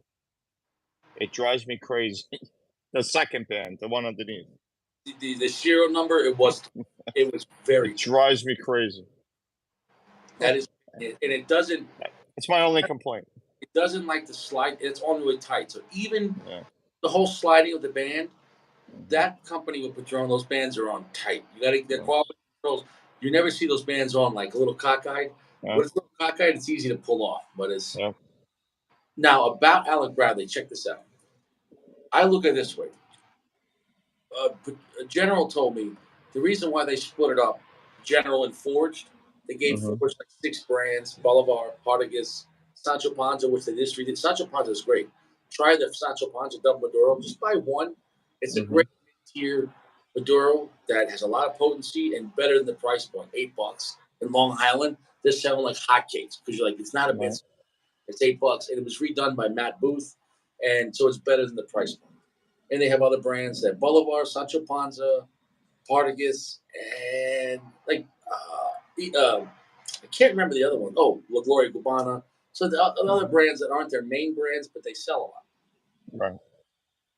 They had to split it up because their reps could only represent so many brands, and like so when a rep comes in, a store might only have 20 minutes with them, and they're like, okay, how do you say? Well, we have let's talk about the 20 brands we have, and which one. So they kind of broke it up to diversify, which makes sense. Mhm. Humidors and lounges are not getting any bigger. So if General wants to make newer cigars and some better stuff, there's only so much shit they can do. It Right. allows them to carry and have the room. Like for example, when the purple came out, the one lounge I got it at, he says, "Oh, we got the purple, but we got rid of the Royale because we only have so much room, and the Royale was selling, but not that much. So we put that in because the reds and the black and the Miami sell for them more. So they kind of replaced one for the other. So that really doesn't help General. If you're General and lounges are only going to have so much for all your brands, and each of those brands have so many cigars, why not just buy a company that they have shelf space for and introduce some new cigars under a different name, Alec Bradley, and now they have room for it. If that makes any Right. sense. So in a way, it's kind of like demon possessing another brand and be like, yeah, it's Alec Bradley. And Yeah. you know what I'm saying? I think that was smart. And I don't know if Alec Bradley's going to be under General as far as those reps, or are they keeping Alec Bradley reps? I don't know. But I Right. think it's a smart idea so that way they can start adding their own cigars under a different name, kind of like McDonald's buying Wendy's, but keeping the name. Right. You know what I'm saying though? And I think it was smart from that standpoint. As far as Mhm. buying Bradley for their cigars, eh. But Yeah. and even though a lot of their cigars are made with Plasencia, these are not Plasencia Amafortes. Plasencia will make, if you called up Plasencia, they'll make a cigar for you. You might need Right. 10,000 boxes minimum, whatever it is, Mhm. but they'll make it for you. So it doesn't mean that's their best shit either, though. So when people say, "Oh, it's a Plasencia," we're not talking about Monte Cristo Espada, which is a fantastic Plasencia, okay, Mhm. or Monte Cristo Epic, fantastic Plasencia. So just because you say it's made of Plasencia doesn't mean it's Amafuente or Espada. You know what I'm saying? So, um, um, you know, and I think Monte Cristo has the money to demand, volume and pricing for better Right. stuff than Alec Bradley. So maybe buying Alec Bradley was a smart way to have shelf space just for other cigars they want to make. I don't know. What do you think Right. about the theory? Yeah. It sounds logical. Sounds logical. Because if you have General has so many brands and so many Right. different cigars. Look at even like CAO and Monte, say CAO Mhm. and Macanudo. You go to a lounge, they're gonna have a lot of CAO and a lot of Macanudo. Right. So what if you have a new Macanudo and they put a slap of Alec Bradley brand on it and it's whatever Right. then money. I mean it's. I'm not saying it's gonna happen, but they didn't need Alec Bradley. Like they were already big enough. It's not like Alec Bradley, in my opinion, was a smart. I don't think it was a smart investment as far as the Right. cigar, but maybe it was a smart investment because maybe Alec Bradley was on the decline and they Mhm. bought the shelf space. Maybe that's Right. it. I don't know Yeah. because I don't It's a see it's a plausible theory. even in the mid-tier selection, nobody goes to a lounge is like, hey, I see you got David off, but you got those Alec Bradleys. Like I don't see any, No. you know. But I'll tell you, that Boulevard Grand Reserva, Yeah. I thought that was fantastic. I Did you? don't know why I got it in the mail to review. I have no idea. It just showed up and it said, "We want you to review this cigar." I thought it was fantastic. I bought a box that night. Interesting. It it's on back order. I got it for $90. Now I see they're up to like 130 a box. A box of 20. A box of 20, yeah. That's a really phenomenal deal for $90. $90. That's a It was serious. That is so much better than the Campania. It's like yeah, it feels like a really upper mid tier cigar, and you're like, uh, that's a great price point. Did you dry box it at all, or I dry box. Well, I don't know if I'd call it dry boxing because I gave it like 6 hours. That's about it. But it came in a cardboard box with no humidification, nothing. So I said, all right, it's already been dry boxed on its way here. yeah, So I smoked it. It was fantastic. I really liked it. yeah, I think that's going to be an everyday smoke for me for the morning. yeah? That's like it's almost like slum pricing, but it's not a slum cigar. 'Cause Yeah, no. would you pay for a stick for that? I didn't. They sent it to me for free. No, no, you're buying a So I bought the box was 90. Shipped it came to $100 so or $5. 20. $5. Yep. That's really cheap. Yep. You know what I'm saying? No, like that. When you think about that, if you went to a lounge, you're not going to get something that good for $5. No, Not in Long Island. no, no, not at all. But it had a lot of flavor. I was really surprised. I was taken back. You could tell smoking that they didn't just slap that together. You could Hmm. tell when you smoke something for the first time. You go, somebody thought about this blend. You know what I'm saying? Right. Though somebody took Hmm. pride in this, and they told me the guy that works for Forged. He works for both. He works for Forged in general. He says the guys they have under Forged really give a shit, and they're really trying to take these brands, these classic brands like Boulevard and Partagas, and trying to make some better stuff. I can't say the same about La Gloria because the way La Gloria is. I'm not trying to shit on La Gloria Cubana, but I told him I'm not a big fan of where it's at. Like I don't. Right. Back in the day, the Series N and the Series R, they were affordable. They was $6 for a 6x60, and they were actually pretty good. But that was EP, Right. back in the day. Hmm. Not the same. It's not the same. Well, I see this Series S out now. I don't know if it's new, but I was trying to get a box of them to try. I would say try the single. I've had it before. I've had it twice.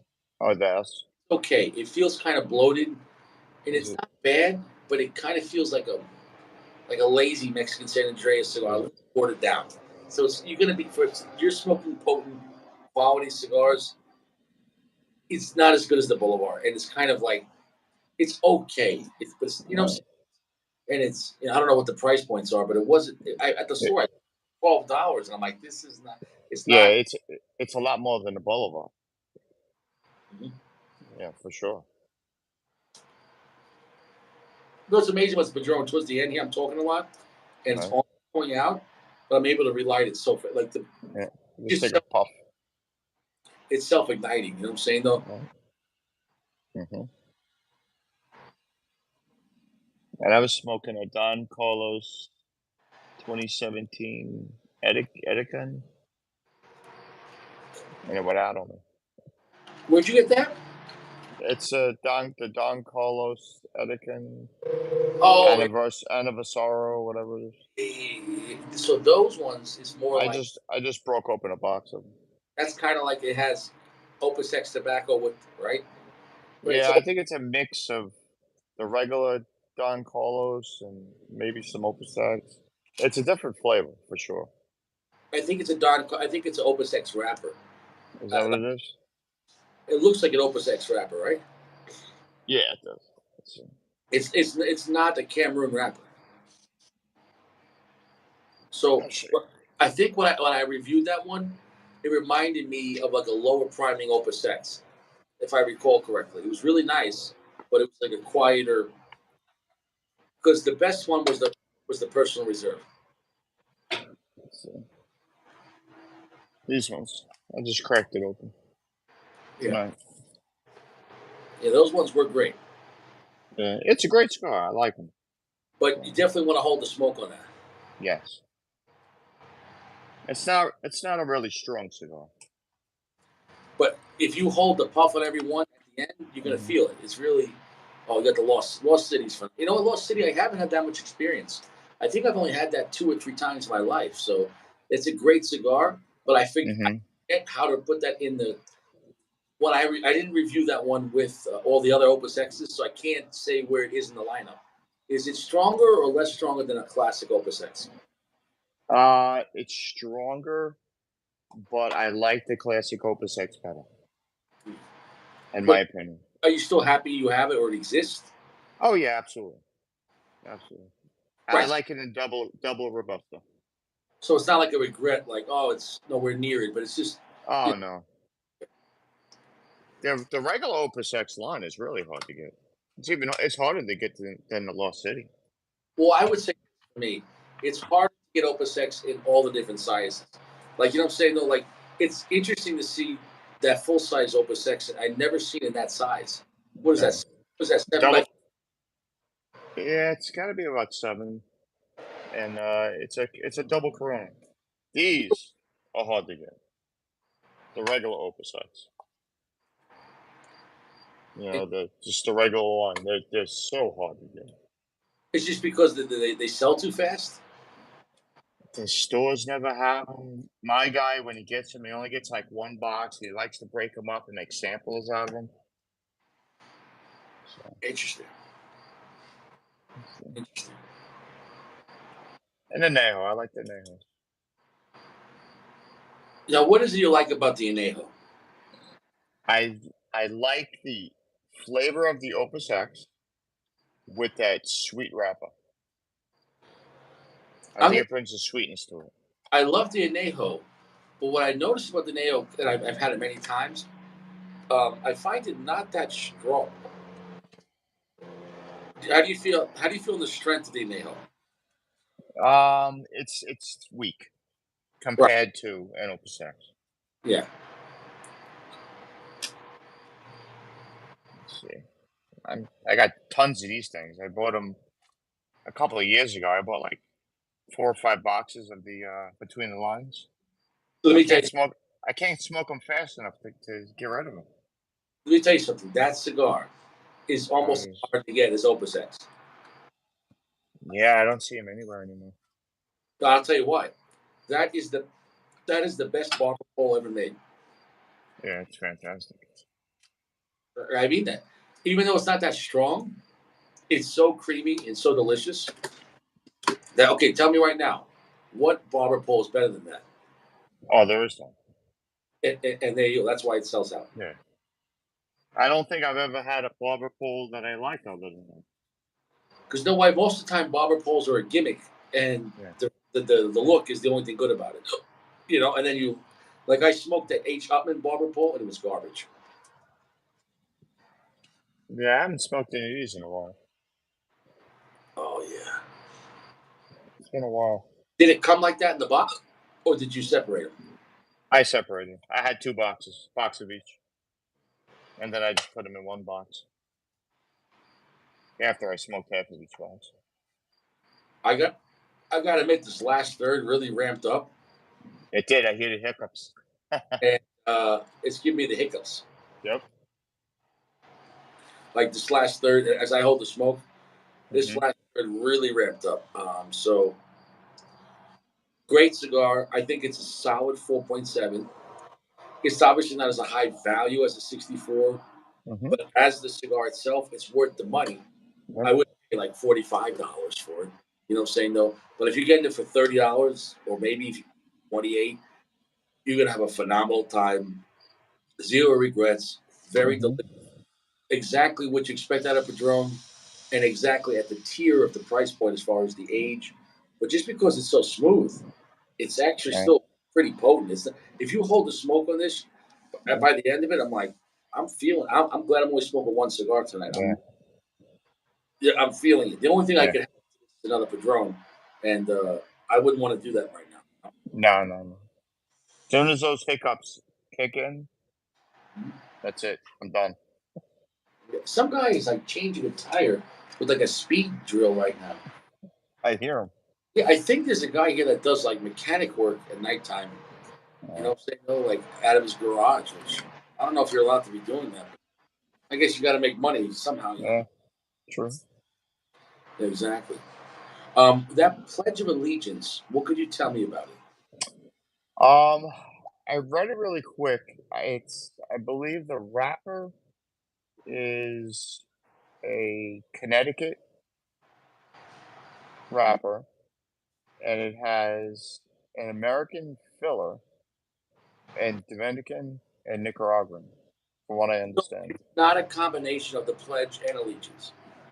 Originally, someone told me it was. It was a combination of the two. But then I read about it, and it doesn't seem to be that at all. I'm going to say this right now. The darkness and the thickness of that wrapper was impressive. I'm looking at it. Mhm, That looks very strong. I don't know if it is going to be though. I hope mhm, it. I hope it's a strong cigar. yeah. I'm really dying to see what you think of it. I liked it. I like the pledge, and I like the allegiance. I like this more. You like it more. I like it more. That's some I strong. think I That's think it was smoother. because well, I remember when the original Pledge came out. I was like the first guy to review it, and before they got Cigar of the Year, and I Right. said, "Watch out! This is going to be a big cigar." I said, "That's the this is EP Carrillo's best cigar by far," and the Mhm. price point was like $14, well, Yep. $13. That was in high taxes, and I bought it in Vermont. So I mean, when it first came out, you were seeing the cigars for $12. Mm, I think the Allegiance, I mean the Pledge, um, as E2 Krill's status is growing, you're seeing a little gouging at the store. I've seen it for 16, yes. Yep. $17, which is bound to happen, unfortunately. But I think at that $12 mark, it gives you a lot of cigar. Mhm. If you like Padron, you're gonna like the Pledge, but it's not the same party. I find the Yeah. Pledge it offers something more exotic. It's more funky, right? It has Mhm. something like what the fuck? It has more Yeah. sour. You're like, but it's potent. It's Yeah. very. What do you like about the Pledge? I don't know if the Pledge of Allegiance was as strong, but it was smoother Was with it a dark? little bit different of a flavor. Did you find it dark in the Pledge? Because the Pledge was a full strength dark cigar. Yeah, it's definitely wasn't. Maybe like 65, Okay, so I'll you be interested know. to see, and also, everyone has a different gauge on how they feel a cigar hits them. So it'll be interesting to see where it Yeah, hits. I'm really interested in your opinion on it. For me, I the like it. the golden standard still for EP Carrillo is the Pledge, and I love the Yeah. Allegiance, Uh-huh. and the Allegiance was great. But here's the thing: I had it one time, and I never came back. So Right. that means something too, because even though I loved it, it was a great cigar. The Allegiance, the Allegiance didn't hit my I have to have again, and I'm going to add it to my personal rotation. Now that could be a personal preference. Um, so maybe I just because I like a cigar and I recommend it, it doesn't mean I'm going to now have like I always have a Milano V Maduro, or I'm always having Mhm. Crown 64. No matter because you see the cigars I come back to just to hang out with you guys. So I Right. don't, the Allegiance is there for me. No cigar I think is for me very reusable is the AJ Fernandez Aging Room Nicaragua, the classic. Have you had that one yet or no? Is it in Nicaragua? No. That one cigar the year before the Pledge. And let me tell you something, you're gonna like that. That cigar is really reusable. Like Mhm. you have that and you're like, that's a good blend. And like it really hits us. It's so affordable. The aging room, Right. uh, you're talking about $12, $13. And you're like, it feels like a high end cigar, Really. Aging room, you never messed around with aging room or No, not really. The only time I tried to find them was when I was just down in Florida. I wanted to get that Sonata, you didn't and have it? they had no clue what it was. They never even heard of it. You need to try the Sonata. I have the Toro, which I'm gonna probably do tomorrow. Right. Maybe, or I might bump in and have fun with the Opus. We'll see. But I need to give this the Sonata its credit and do a full review because the Robusto was so phenomenal and Right. strong. and I need to see how that stacks up against the Robusto because it's a big. It's not like it's just this one was 5 by 52, and then the Toro 6 by 52. The Robusto was 5 by 50, and I think the Hmm. Toro is 6 by 54. That's a totally different cigar. Wow, that's big. Lose so much potency, but Hmm. if it does, then at least you can say, well, you have variable depending on your mood. You know what I'm Yeah, saying? yeah, Because maybe if it keeps that strength, it might be too much. It might right, be because the 5 by 50, that one kicked my ass. right. Did you watch that review, the Sonata? Yes, I did. Yeah, that's why I wanted it. It I'm like, really, I got to try this. dude, Can't find it. it's potent. Like, even though it's not super dark, it feels like a sun grown. But Hmm. he went full AJ on that. But it actually because of Ralph Nadal, who runs all of Altatus now. The blending on that was Ralph Nadal. His blending is superior than AJ, but AJ is great on production and production quality at a good price point. You got to give him that. Like Right. AJ giving us cigars at that $10 to $15 mark, 12 bucks that are really well made. Like I've never had an AJ cigar and like you could just not like the blend, but Right. quality control is there, Yeah. and they're His, always potent. his newer stuff, I seem to like it. His original stuff was way too powerful. It was way too And full. there was I there was no beauty in it. There's no beauty in it. no, no. I find that when he works with other people, it's kind of like Beauty and the Beast. You know what I'm saying? Though he Hmm. takes what he does well, but when somebody else designs it, like for example, um, a foundation, you have the that's AJ made, but you have Hmm. what do you call it? Like Charter Oaks. You have for the affordable side, you have the Tabernacle. Have you ever had Tabernacle? Yep, I like that. So, but nobody, but that's the best secret that I only found out recently that AJ makes that for him because he was pretty smart about not saying it. You know what I'm saying though? So Hmm. it's amazing how he kind of kept that kind of secret. Yeah. Well, I was at a party the other night, and someone swears, and I don't believe this at all. And I tried to research it, that there is some Gurkha cigars made by AJ. Hmm. They swore by it. That somebody at a cigar shop told them that. I'll tell you what. I'll do this. I will text Juan Lopez and ask him. Hmm. That's, yeah.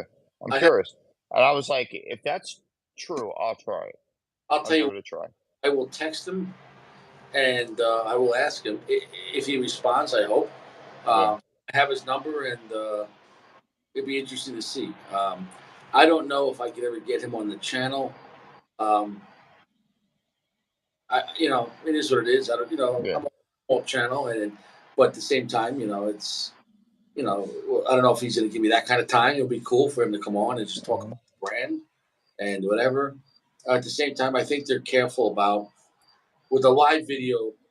At the end of the day, Gurk gets a lot of disrespect, and I understand why for their past.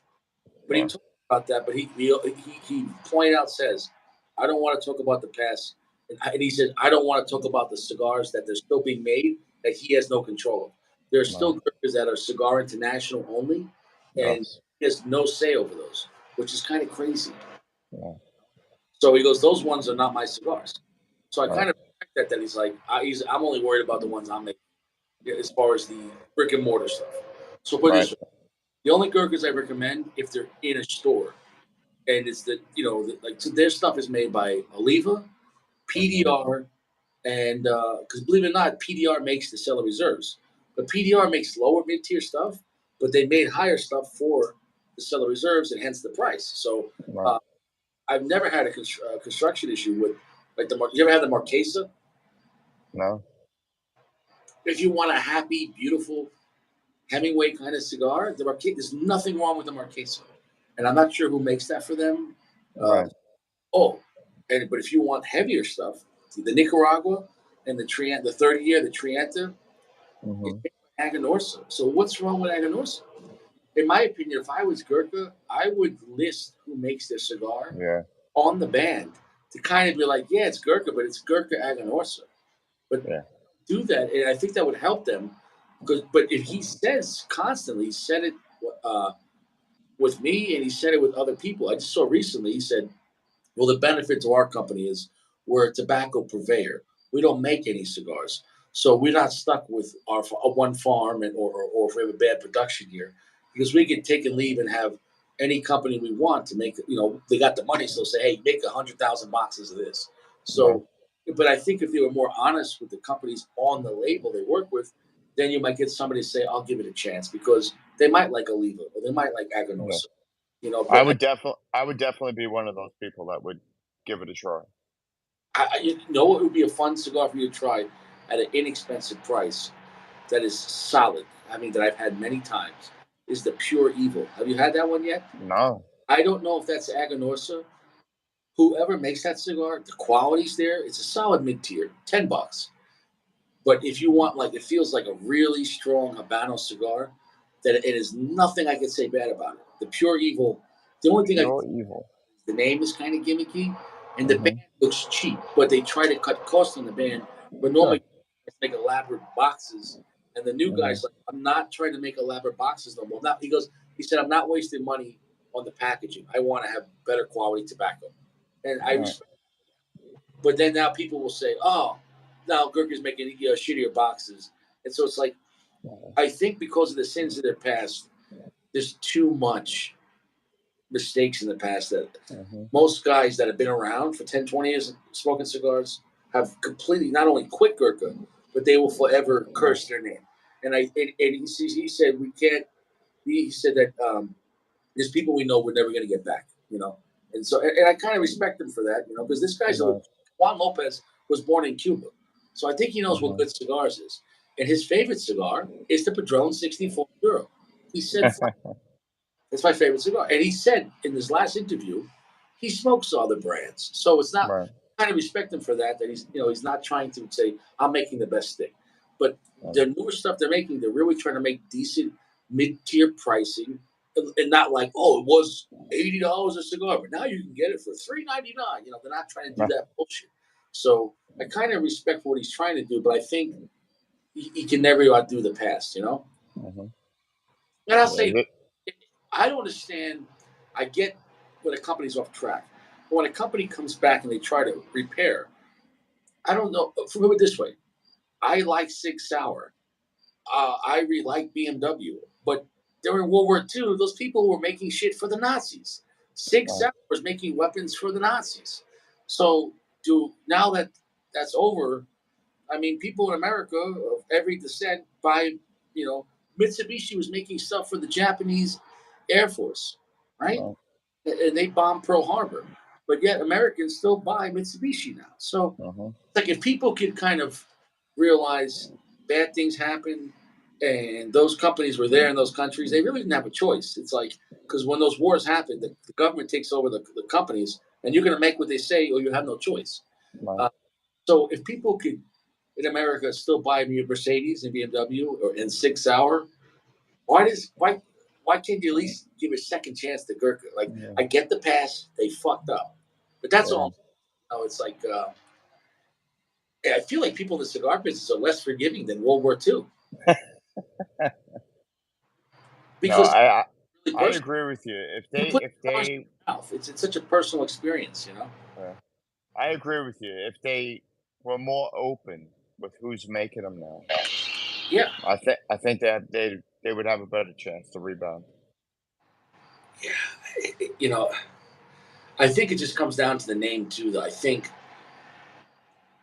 when in the past they try to advertise what they weren't. We're making the Rolls Right. Royce. They were never the Rolls Royce. Right.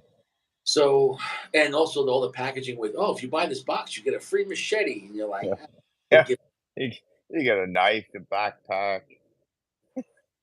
or you get a golden chest, Yeah. with Sikorsky crystal. I mean, some of their old packaging was really No. nice, No. but the cigars were like, dude, it's a gimmick. Mhm. So now I kind of respect them doing like paper boxes and a lot of 5 packs. They Mhm. can Every cigar shop I know they can't keep the 5 packs of like Cellar Reserves in stock. You're talking about Oh. 38 $40, and you're gonna get like 5 or 6 Cellar Reserves. These are solid cigars. At this price point, what are you paying? Uh, $7 $8 a stick for a solid, mid tier cigar. What's wrong with that? So I think I think Gurkha would do better if they just changed their name. Yeah, you're probably If, right. if they renamed the cigar, I'm sorry, or please forgive us. That's what I would do. I'd be like, listen, we got because I think that name really hurts them. You know, Right. It does. It most definitely does. yeah, because They sold on marketing, um, the gimmicks. bands, their boxes. That's how they sold it. This people weren't buying for the cigars. No, no, and they They were weren't. the newbies, the new people. You know what I'm saying? Mhm. Oh, I remember when I really started focusing on cigars and like paying attention and comparing stuff before my channel, but I really was getting become more serious, being self-aware.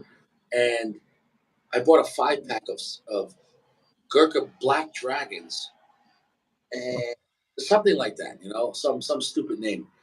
And I bought a 5 pack. I think I had paid like $15 on Cigar International.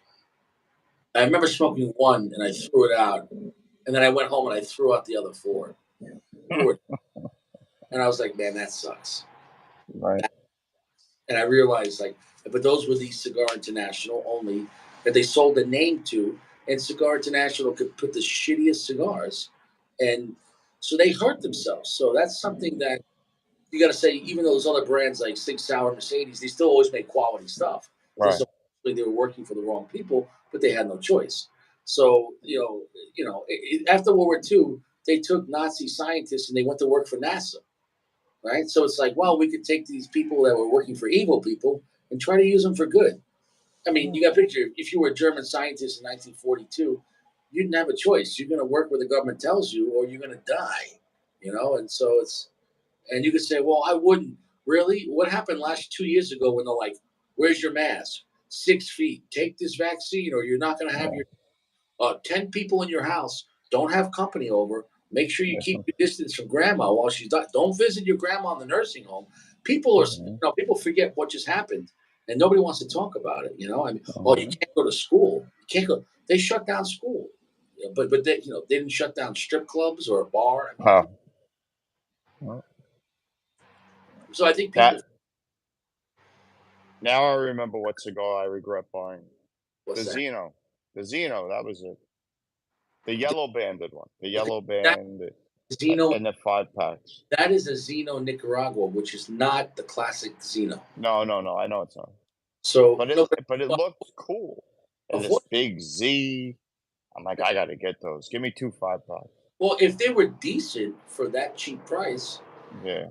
I don't know who's making that Nicaragua for them. Yeah, I don't know. I I didn't like it. That cigar has no buzz. I think No. I think if Davidoff, which is Zeno Davidoff brand, if they were Mhm. smart, they could have said, "Hey, let's make a good mid tier for $10, a solid cigar." Why couldn't Mhm. they do that? No, they went for a shit $5 cigar. Mhm. Nobody was looking for a just above quorum level cigar. It Right, was right. hey, why would you do that? Why would you do it? Like there was no, it was a dumb spot for them to try to get into. Mhm. I think David always makes some mistakes at that, and they're totally fucking up Camacho. Yes. Camacho, when it first came out, when they bought the name and they had the triple Maduro and all these other ones, and they were selling pretty good. And then I don't a lot of stores I don't even see Camacho, and I know they're discontinuing a lot of their cigars. Do you hear about that?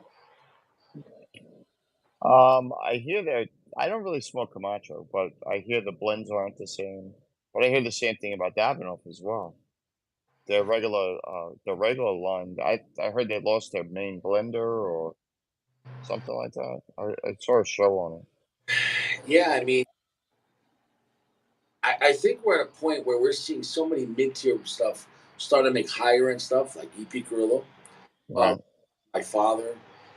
There's some great LFDs. Look at the Solaris. That it's kind of losing their luster with David Off, where you're like, I don't know about spending $30 for a Connecticut. You're like, I don't know. right, Because if you got to smoke high in Connecticut, like the Atabey is better, right. whether you like it or not, they're not strong cigars. But have you tried uh, Bandalore?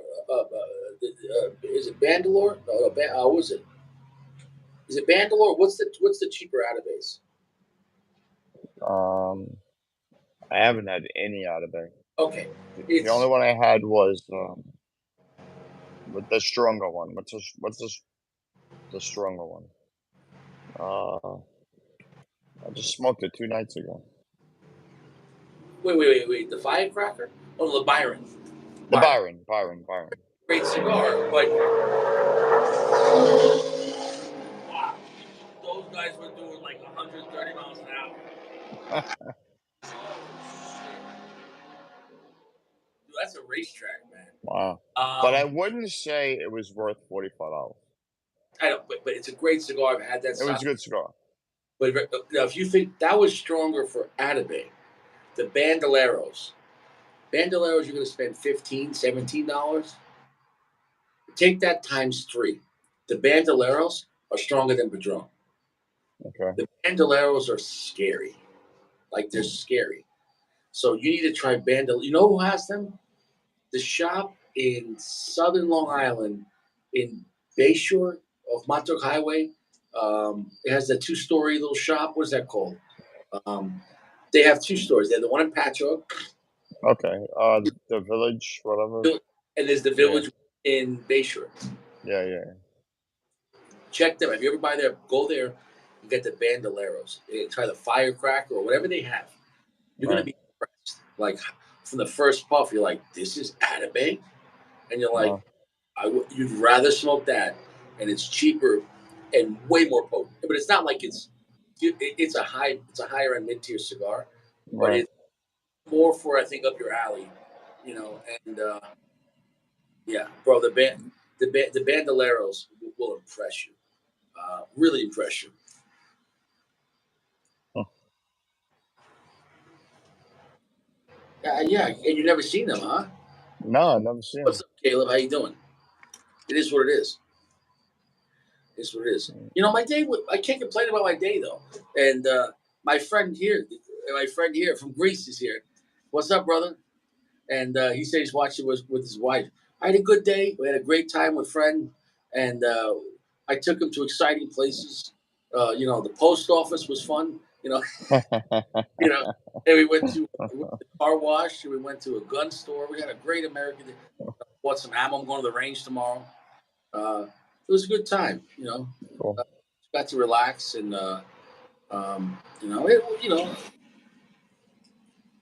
yeah, I really think some guy was working on his car out there. I heard that. It's not like an impact gun. Yeah, it was the impact, right? Yeah. No, Josh. When he becomes citizen, he's not buying Glock. I no. You cannot. No. See, don't listen to Josh. Josh is a Glock fanboy. Friends don't let other friends buy Glock. Hammer fired only. Are you working on that? Are you getting the license there in New York, or you're not going to do it? I haven't. All my friends have. I have one friend that actually got a carry permit so far. How long did it take him? Well, I guess he started the process about 2 years ago. Why does it But take? he but he started with the sportsman and then finally got it, and then had to reapply with all the extra classes. It's bullshit. But even though they're issuing them, I can't believe they're taking that long. That to me is illegal to make someone wait 2 years. Well, You know what I'm saying, though? I mean, you could start a business, buy a house, you could build a house, take it down, build it again in less yeah, than. And what do you need? A piece of paper that says you're not a felon? well, That's New York State. They're criminal. They are yeah, doing gun control by default.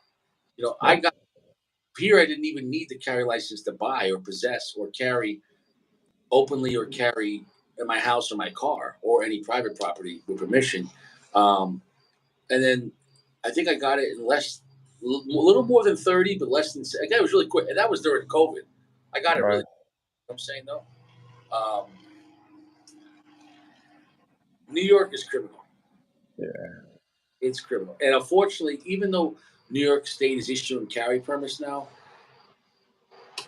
they will try to revoke it for any reason, Oh anytime. yeah, So absolutely.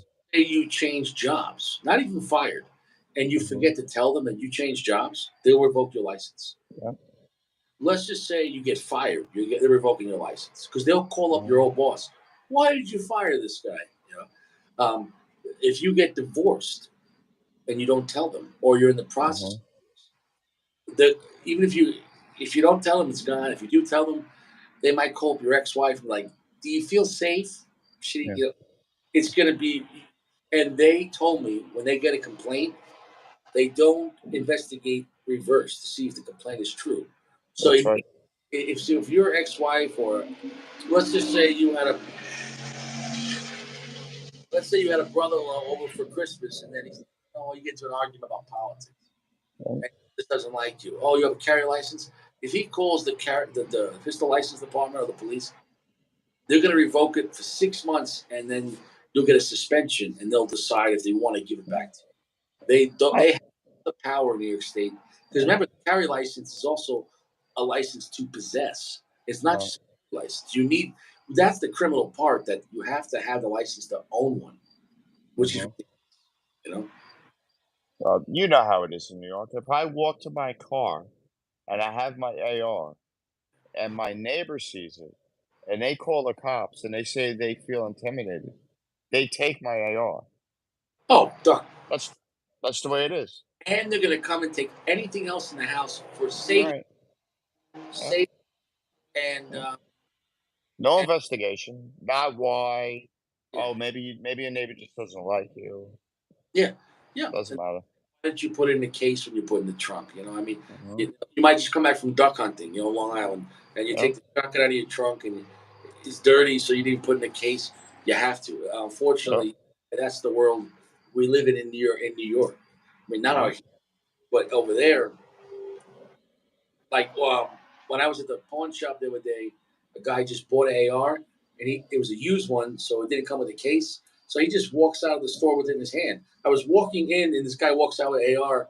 I was just like, "Well, that's America," you know what I'm saying? I'm like here you Mhm. go. Here's your receipt. See you later, you know. Yep. And so what are you gonna do? Oh my God, Mhm. So it's a different environment, Oh, much different.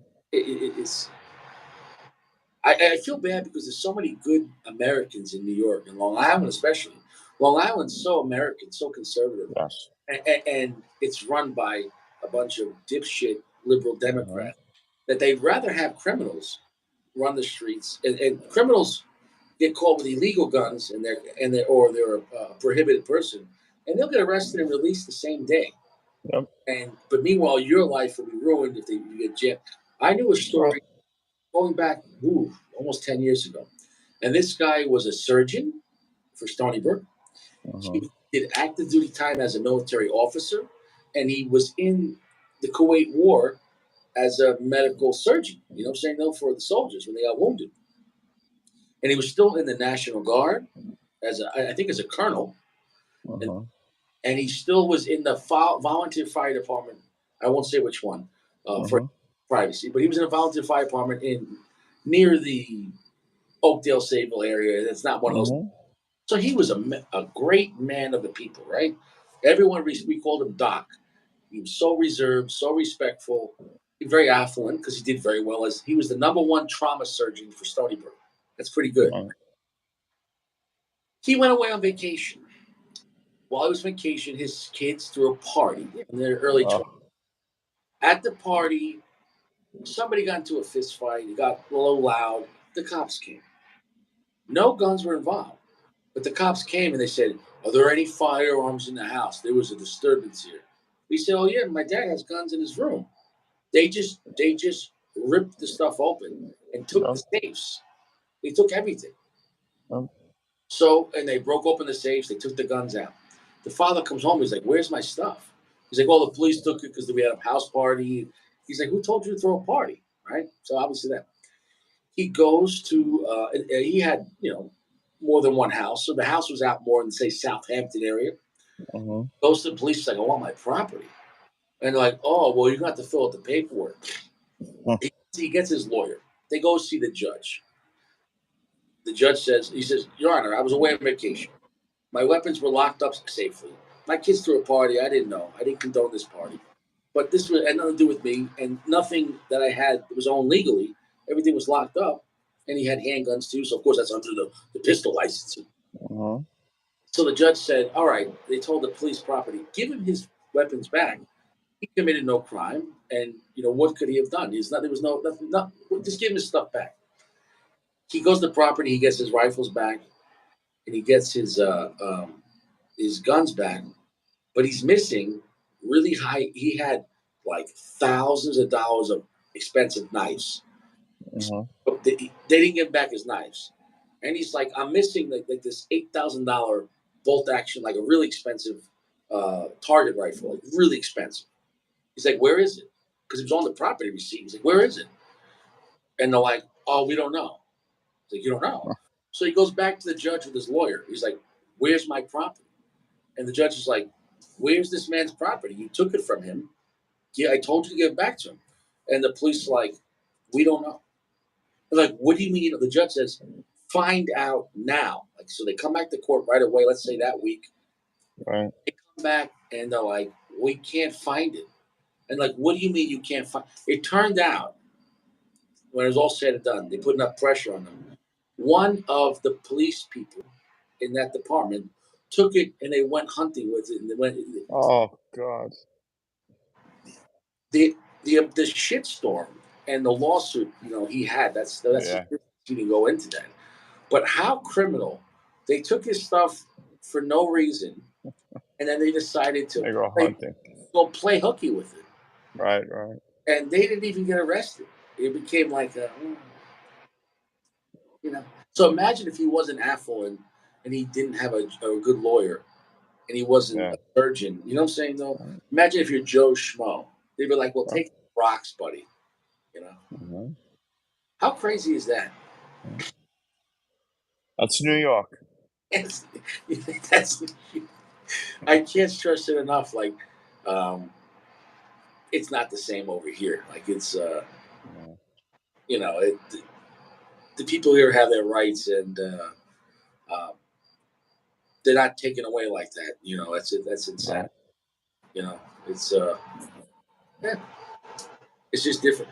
Like out here, it's something like if you file for a concealed carry permit, obviously you can't have any felonies.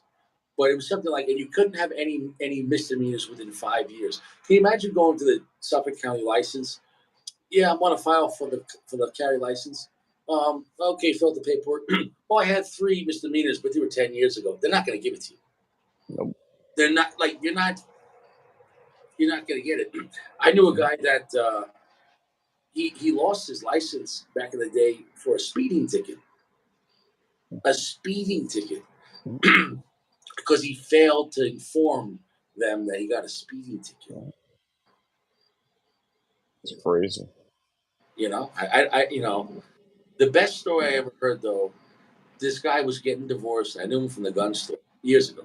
He's telling this story, and he says, "I knew my wife was going to cause trouble, so he bought all the guns to the gun store, and he said, just give me $1."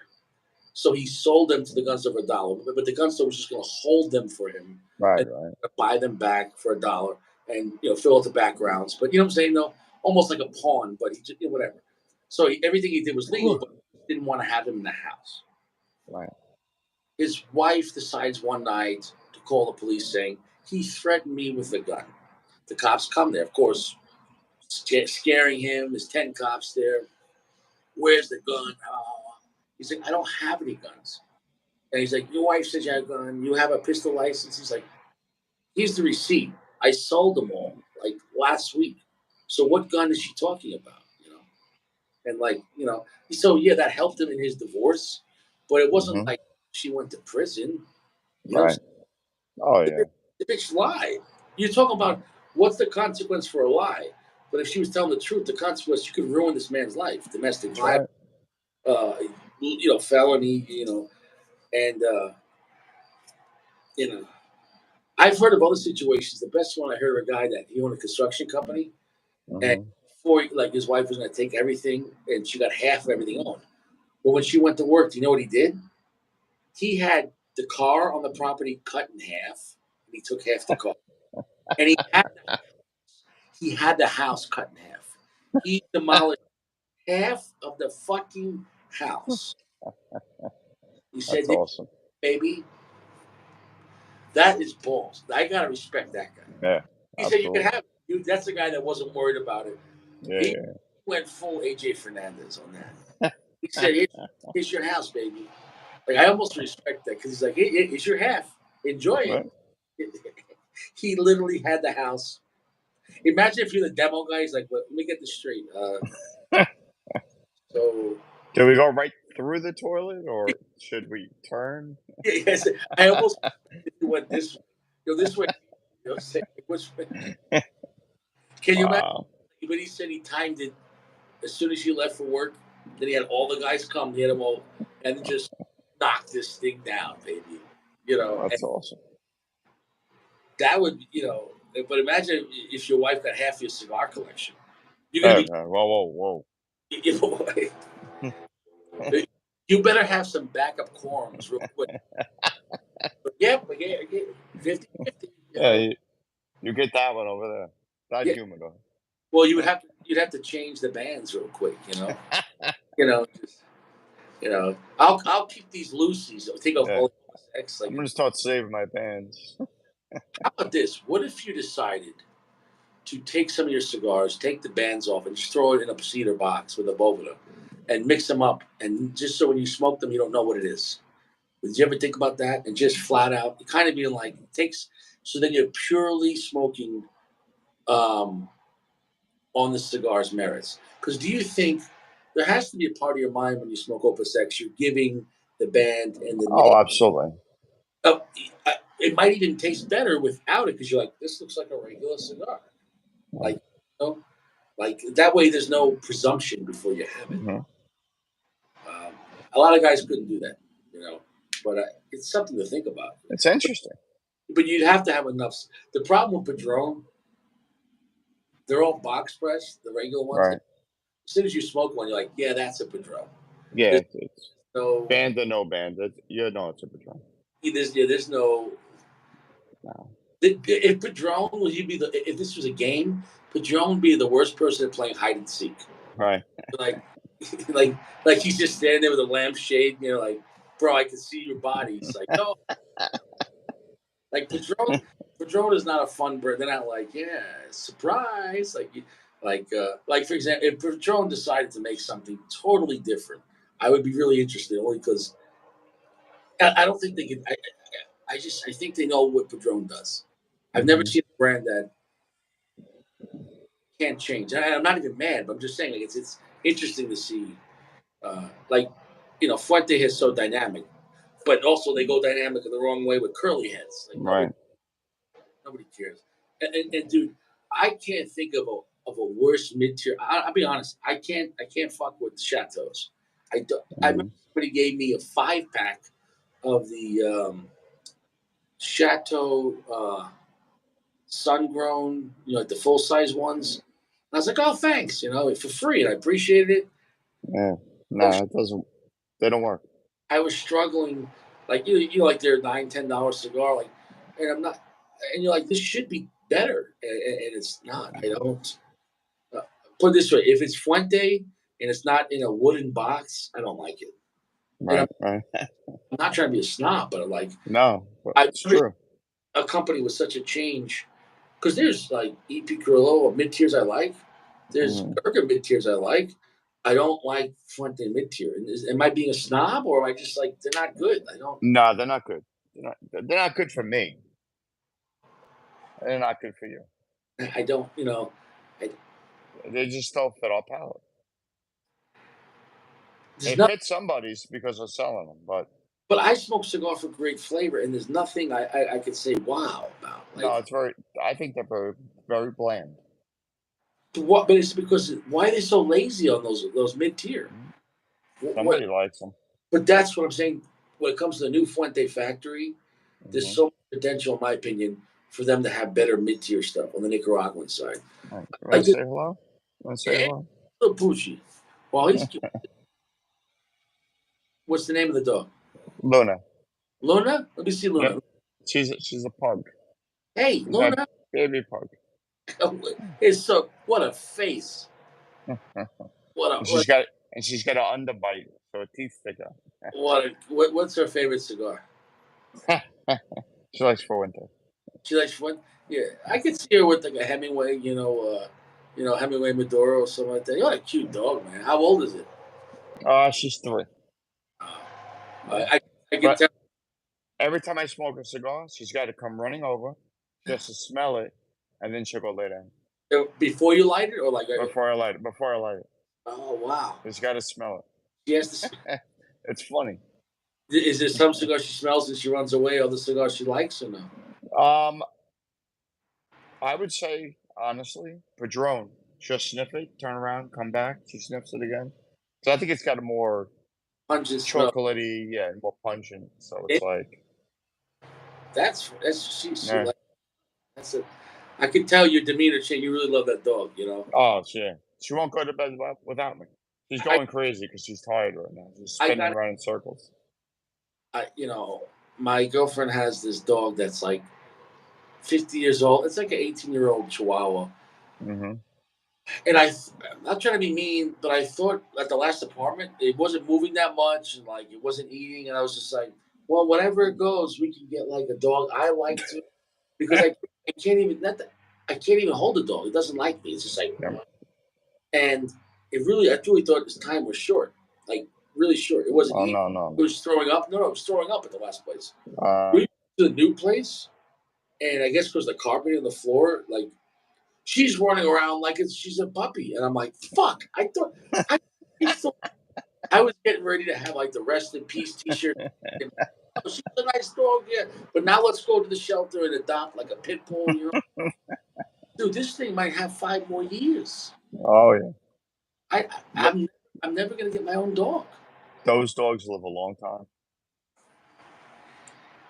They do.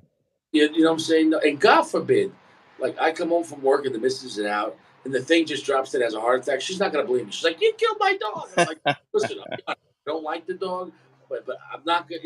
I'm not gonna. I don't hurt dogs, But I'm not trying to rush the hands of time. I just want to have my own dog. You know what I'm saying? Right.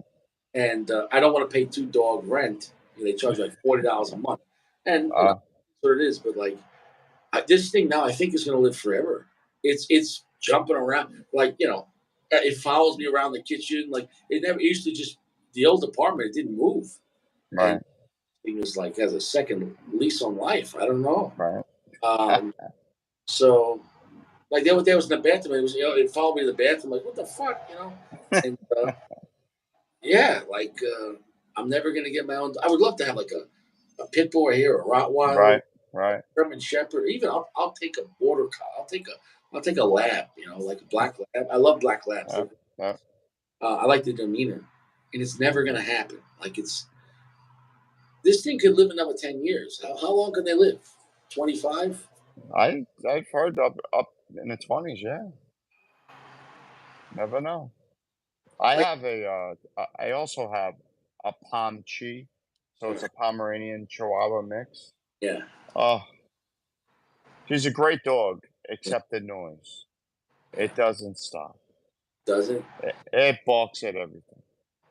I this? can't even get up in the middle of the night to take a piss without And, this dog barking at me. I'm like, it's me. yeah. Well, this dog, it doesn't make any noise, and it only loves her mother. And like I try to like pick it up or hold it. Right. I can only pick her up if I like throw a blanket over her and pick up the whole blanket, and then it just looks at me like. But I'll be eating something and she'll come up to me and I'll feed her some. She eats it and I'm like, oh, you like that? And I go to pet her and it's like, and I just fed you. Like you know what I'm saying? Like I can be feeding her like cheese, and Right. I go to pet her and it's like I'm a man with leprosy. Like the only times I get to pet her when she does, if I'm sitting next to her, I'll stop petting her, and she thinks it's mommy, and then she'll turn around and see it's me, and she's like, look at my hand, and she like run away. If you have a dog you can't play with, you can't have a connection with it, and then Yeah. you become mad because I'd love to take a dog for a walk. You know, Right, right. little Chihuahua, I would put it in a little bag or in my shirt, Yep. go for a walk. Okay, I don't need to have a big manly dog. At least it's a dog. I can't. Right. The dog hates me. Like when I say it hates, like I think she wishes me death every day. Like the dog looks at me and just like, you know, I just longer than the dog, so I can have my own dog for one day, and then I could die. Then I'll be all right. I want to have a dog that I name, and and she has like all these nicknames for the dog. The dog's name is Jewel, but she calls Mhm. Chi and Chi Chi and Chi B and the other thing. And she talks, oh, Chi, and I'm like, come here, Chi. And the dog's like, ah, and I'm like, ah. Like, and it's rough. You know what I'm saying? Though I don't know. What if I guess I just say maybe one day I'll just get a dog and not tell her and bring it home and then I'll end up living in a tent and you know I don't know. I mean, I don't think a tent would be that bad. Maybe the first night. The first, the first security. Where are you going to leave the Glock? When you go to work, I have nowhere to lock it up. You know, so maybe if I have my own storage unit. Right. But storage units are not cheap. They're like 100, $200 a month. You know, Uh, if you miss a payment, your stuff is gone. There's no like, like they have those people that buy the, what I'm talking about? yep. They Yep. They they take, buy the contents. yeah, man. Like so you know, I've seen people live out of those things. You ever see that? Uh, I've s- I've heard of it. We haven't ran into it yet. Yeah, I've seen people do that. The only thing is, how Yep. do you lock the door without and be able to get out? Because you lock it number, Yeah. you know. Um, but yeah, I've seen people do online. They have air mattresses, and I just Yeah. don't know. I don't know where you piss. I don't know. Yeah. Like, do you just wear diapers and then just throw out the diaper? Like, I don't know. Oh. Oh. Like, what a life! Like all this to happen. I just want. So I'm not. I'm jealous of your dog. I'm jealous of any man I see petting a dog, and I'm like, you son of a bitch, is just rubbing it in. I mean, I'm trying to think what kind of dog I really like to have. And she goes everywhere with me. She Yeah, knows when it's Saturday because I'll go to work on Saturday and she'll come with me. really. So on Saturday morning, so I go to put my sneakers on, she runs around in circles. And then I open the door, she runs out. Yeah, Yeah, she won't run in the road, she won't run away from me. yeah, She runs, jumps in the car, like, she goes to work with me, she runs around the job, yeah. goes to my office, sits down, waits for me. That's nice. Yeah, yeah. So She's a you're good comfortable. dog. You could bring it on Saturday. Nobody cares. Yeah, yeah, yeah. That's cool. So do you normally work six days a week or no? A lot of times I work 7 days a week. Yeah. And A lot of weeks. What's that? how much time do you have left? Like to retire, Yeah. I guess 67 when I can collect Social Security, the full amount. So you got some more time. Yeah. A lot of time. Yeah. Yeah. So it's. I've been there a long time. I've been there 30 years already. Do they have a self-funded pension there, what do they have there? I have a 401k and they Uh, match it up to 9%. oh, that's not bad. No, it's not bad at all. So then you'll get will you get a pension from the fire department? Pension, yeah, yep. Yes, you get. That's it's only $850, but It, I'm a commissioner, yeah, so we just made a motion to investigate, which we probably will raise it to 1350. that's not bad at all. No, You no. get that. You get your Social Security. You get your 401k, and if you sell your house, so you own the Yep. house. I own the house. Yeah, so you can cash out on that, and then Yep. or keep it and just rent it out. That's what my wife wants to do. She wants to keep it, rent it out, Because I and think the stock we'll go down to Florida. market dropped right now, right? So the sell is a bad time to sell right now, or no? Uh, no, our price of our house is still up. This neighborhood in Long Island still up. Really? Yeah, Okay, so nothing's dropped down yet. I know some communities, some states, they have dropped. Not here. you could make it a nice Airbnb, and right. I mean, how does that work? They take a percentage. How does that work? I think if you go through them, they cover the insurance, in case there's any damage or anything like that, and they get a percentage of it. Right, and I think when people go through Airbnb, like it's a thorough like if you go and start fucking up the properties, they're not gonna let you rent from them, right? Right. So So they're somewhat vetted. yeah, Yeah. and so yeah, so like you don't want people renting out the house for a week and making it a trap house, you Yeah, know. exactly. It's like Yeah, you know, on Long Island, they make it an Airbnb, they move in, they don't have to ever move out. yeah. Yeah, Well, just won't pay rent and we'll just live there. what's the legalities on that? Because they didn't. Well, on Long Island, I mean, we have this big problem now. So people are selling their houses or they're moving away, buying a house, put their house up for sale. Squatters are coming in, moving in immediately as soon as the sign goes up, and they can't get them out. It's a big problem. They can't Yep. get. Oh no, they can't get them out. No, we have it all over my fire district. We have people in houses for 2 to 3 years now. You can't get them out. But it's your house. Can't get them out. They go to court and everything. You cannot get them out. They have more protection than we have, and it's your house. So when you go to put your house for sale, you almost have to hire someone, and To that way, watch it. just right, and then so Yeah. that way they can't move in. Well, what And is and that's a job. There's what? actually people that do it. What's the difference between trespassing and move in? Trespassing, you have to call the cops right away and say he's trespassing. Yeah. Yeah, exactly. And you basically have to be there. Hey, I'm living here, you're trespassing. So the difference But between a if rob. they move their contents into the house and say, I'm living here, they don't have to have a lease, don't have to have anything, cannot get them out. No. And you can't use force to get them out. They're Oh trespassing. no, no, no, you can't use force. No way. They'll come lock you up. But there is groups of vigilantes that go around doing that. They rip them out. I hate to say it, but I mean, it is what it is. You know, I I agree with you. at that point, It's a it's a huge problem. well, can't you just move back in there with him too? Say, I'm trespassing too. Yeah. I never thought of that. Well, could the guy that lives there and trespassing call the cops on you for trespassing on your own property? Good question, and I would bet they can. Then why I could you bet they can. on them for trespass? What the hell is that? It's ass backwards. That's what it is. I've heard of people that rent out a basement apartment and they stop paying rent and it takes time Yeah. to evict them. You know what I'm saying Yeah. though? Um, Yeah. No, they could just move right into your house. As soon as you turn your head, they move in. honestly, I would hire like 10 guys to go there and eat Taco Bell and shit in the floor. Just keep on shitting on the floor and be like, yeah, I'm trespassing too, but I don't use the toilet bowl. I'm saving the whales. So is this your bed? Because I took a shit on it. You know what I'm saying?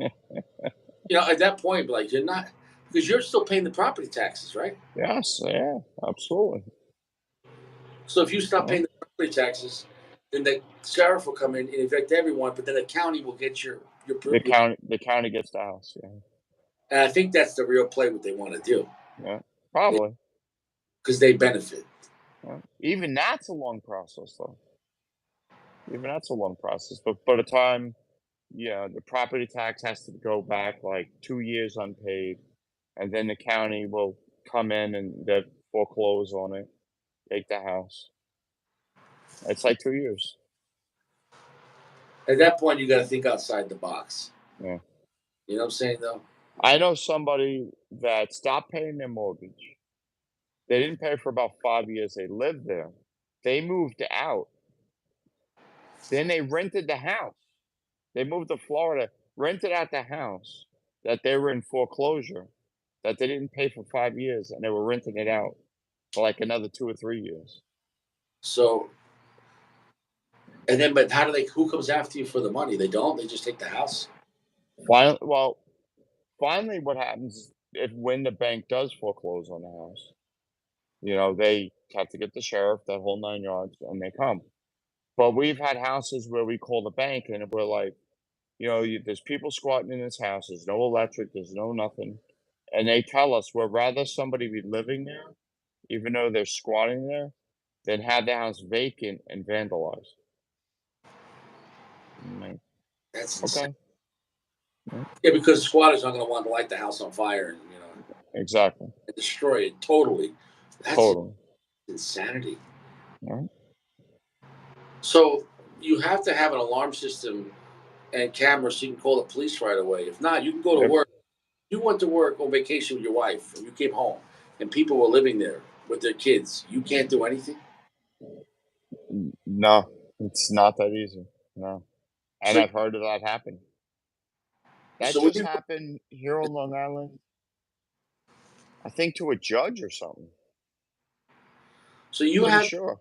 you have to have an alarm system so that way you could be notified and call the police right away. Hey, this. Immediately. Yeah, they're breaking in my house right now.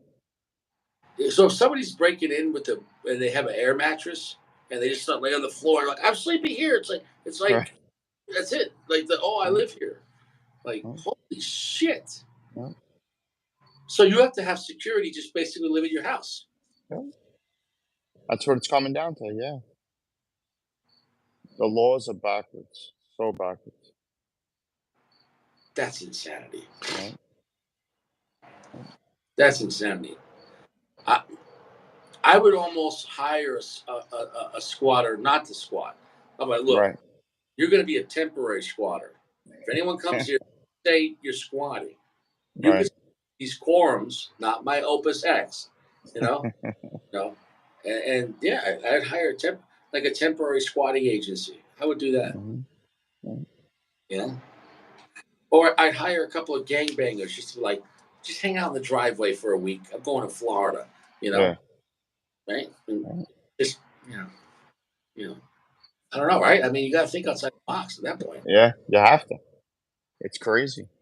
Yeah, I used to have a guy in Brooklyn when I used to go stay at my cousin's house when I was on active duty in Brooklyn. I would stay in the Marines. I would stay at my cousin's apartment a lot, Monday through Friday. And I had a big Mhm. pickup truck in Brooklyn. And there was a regular homeless guy I'd give money to and food. And then he would sleep in my truck in the bed.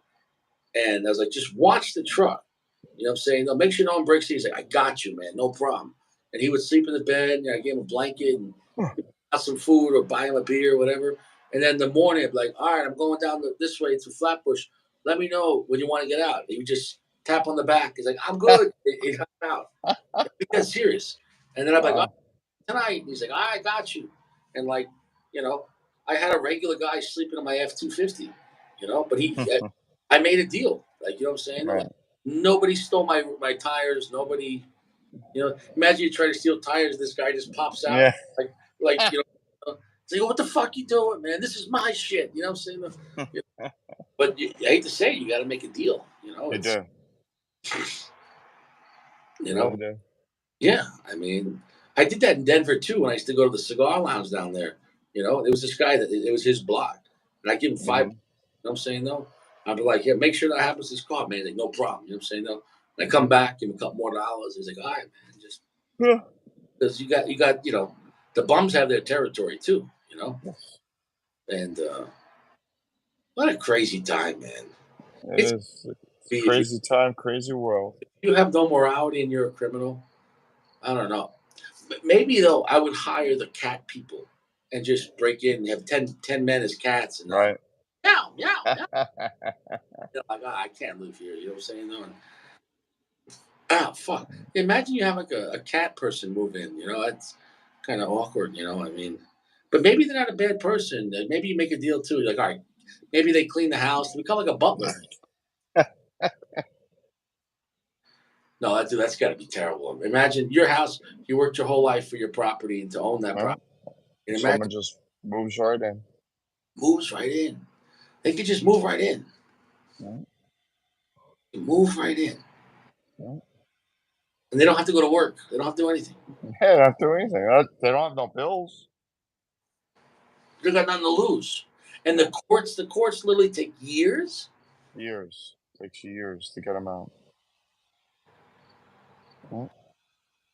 And if you decide to destroy that property, you're gonna get arrested for arson or something like that. Like, because you can't even destroy your own property, right? You can't. No, You can't. What if you decide to say, "I want to knock the house down"? You can't, right? no, you can't. No, no, you can't. Even if you live in a house and you have a legal apartment, legal, and they stop paying, you can't shut their water off. You can't do shit. They come after you. Wow. That happened to us. We had a tenant, and they stopped paying. So my wife, we took them to small claims and eviction. Went through the whole process. Took forever.